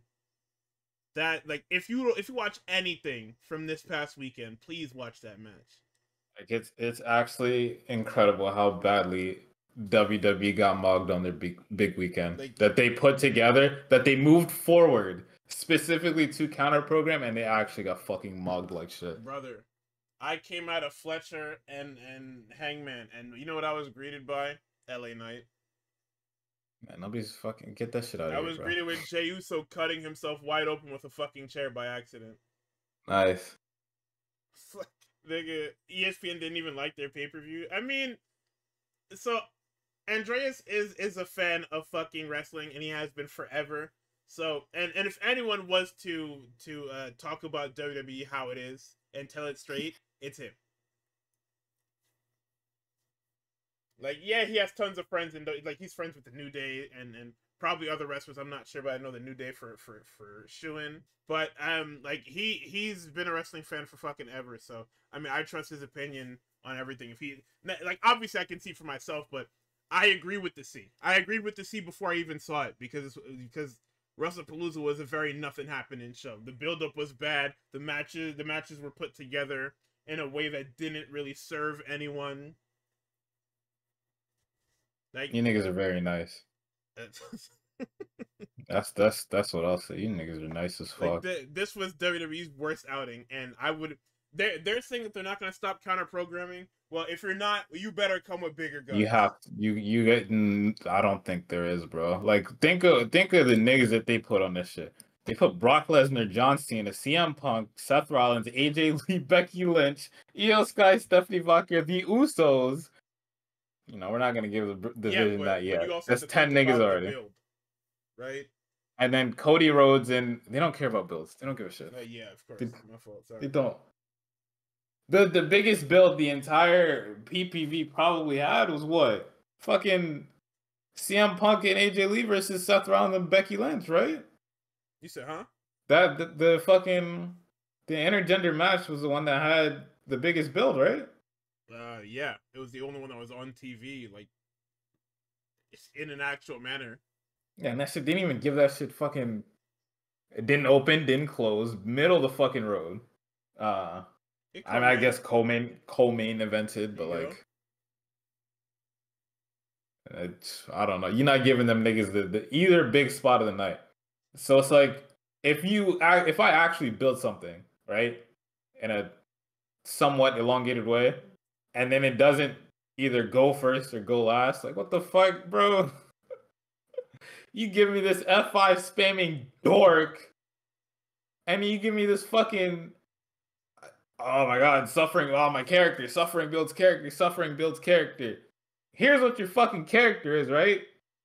You know, I get outed for hanging out with a fucking freakazoid. I Fujo bait on the goddamn timeline. I do my gimmick that I do once a year. I steal tweets. And then I do the gimmick that I do once a year. I do it a second time a year on a random fucking throwaway SmackDown. The fuck? It's over. It's over, man. I'm sorry. Right? Or no, you know what? No, you're right. It's not over yet, right? Tony Khan just dropped. What was the fucking first one called? Was it Fat Boy? Yeah. I don't remember the names of both them. Yes, fucking but names. He dropped the first. Don't let him drop the second one. Oh yeah, no. Let's quit. We knew well, that we're there ahead. was supposed to be photos at whatchamacallit, at Vince's birthday. It's fucking hilarious that it ended up happening anyway. Because niggas just kept getting fucking like, it was like niggas caught you. They caught you outside anyway. It was like numerous 9/11s of just videos and photos being uploaded. Like it's just, you're done, man. They caught you anyway. All right. I mean, yeah, Sergeant Slaughter. That's one of Vince's day ones. So you know how it is. Fuck them niggas. Either do it with pride or don't do it at all. I don't want him to do it with pride. We know you niggas owe that man your lives, all right, man. Relax. You don't need to fucking. We know. Is crazy. It's okay. He's a this father figure. You know your life. Blah blah blah. Yes, we know. I forget not everybody built like these Zoomers nowadays. These Zoomers don't give a shit about institutions, nigga. At all. Nigga, we walk around acting like we make institutions, and we do. And it's okay to say you do. Don't matter how much money niggas have. If you made the shit, you made the shit. Nigga, Vince did not make, and that's That's what I wish this nigga would go with, right? Because the first time niggas slapped you on the top of your fucking head with that shit was Punk talking about some nigga who made you. Who? Say his name. And you had every right to just fucking reverse that shit and be like, you know what, Punk? You're right. I made me, and now I'm gonna beat the shit out of you. You know what you did? You froze up. You fucking froze up. You. Oh my god. You used to have so much aura, man. What happened? Listen, man. Was it Damian Priest? Did Damian Priest do this? Had to have. He put the hit piece out. Oh my god. Samoan Vortex got him. But here's the thing. If he stayed in that Vortex, it would have been better. What happened was niggas not even Roman. It was Joe. I don't know why he made the boss call. I'm not working with that nigga. Sorry. Listen, man. He's seen it. He's seen it. Said, hey, this nigga is not on my level. Get this nigga. I don't know what you guys see in him. Not only is this nigga not on my level, I don't see no with them, potential in him. With them big ass veneers, I don't see it. I do not see it. I refuse to even attempt to see it. It is not here. I will not be putting this nigga over. Keep me and my family away from this nigga. We will not be having further conversations. You want to talk to anybody? Just remember that. You want to have any further conversations? Call Dwayne. Don't call me. Get off my phone, nigga. So talk to Heyman. Yo.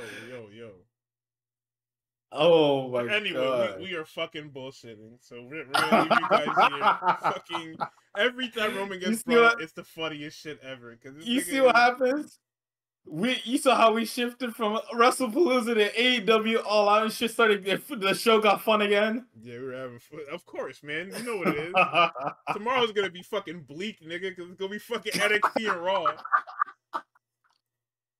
We gotta prep something. Like I gotta find something up for us to watch so we can talk about that too. Cause I'm about, you know what? I'm gonna go watch fucking Mystical versus MJF. I'll pull that up. There you Don't go. worry. We'll pull that up. I'll probably send you a link to something because if I talk about fucking Raw and NXT only, I'll probably holy moly myself. Good God. So yeah. Anyway, we're gonna leave y'all for now. Y'all have a good night, day, Godspeed, whenever you're listening to this. And we will see you tomorrow night for night 2 of the buy one, get one real GRAPS. Later to you.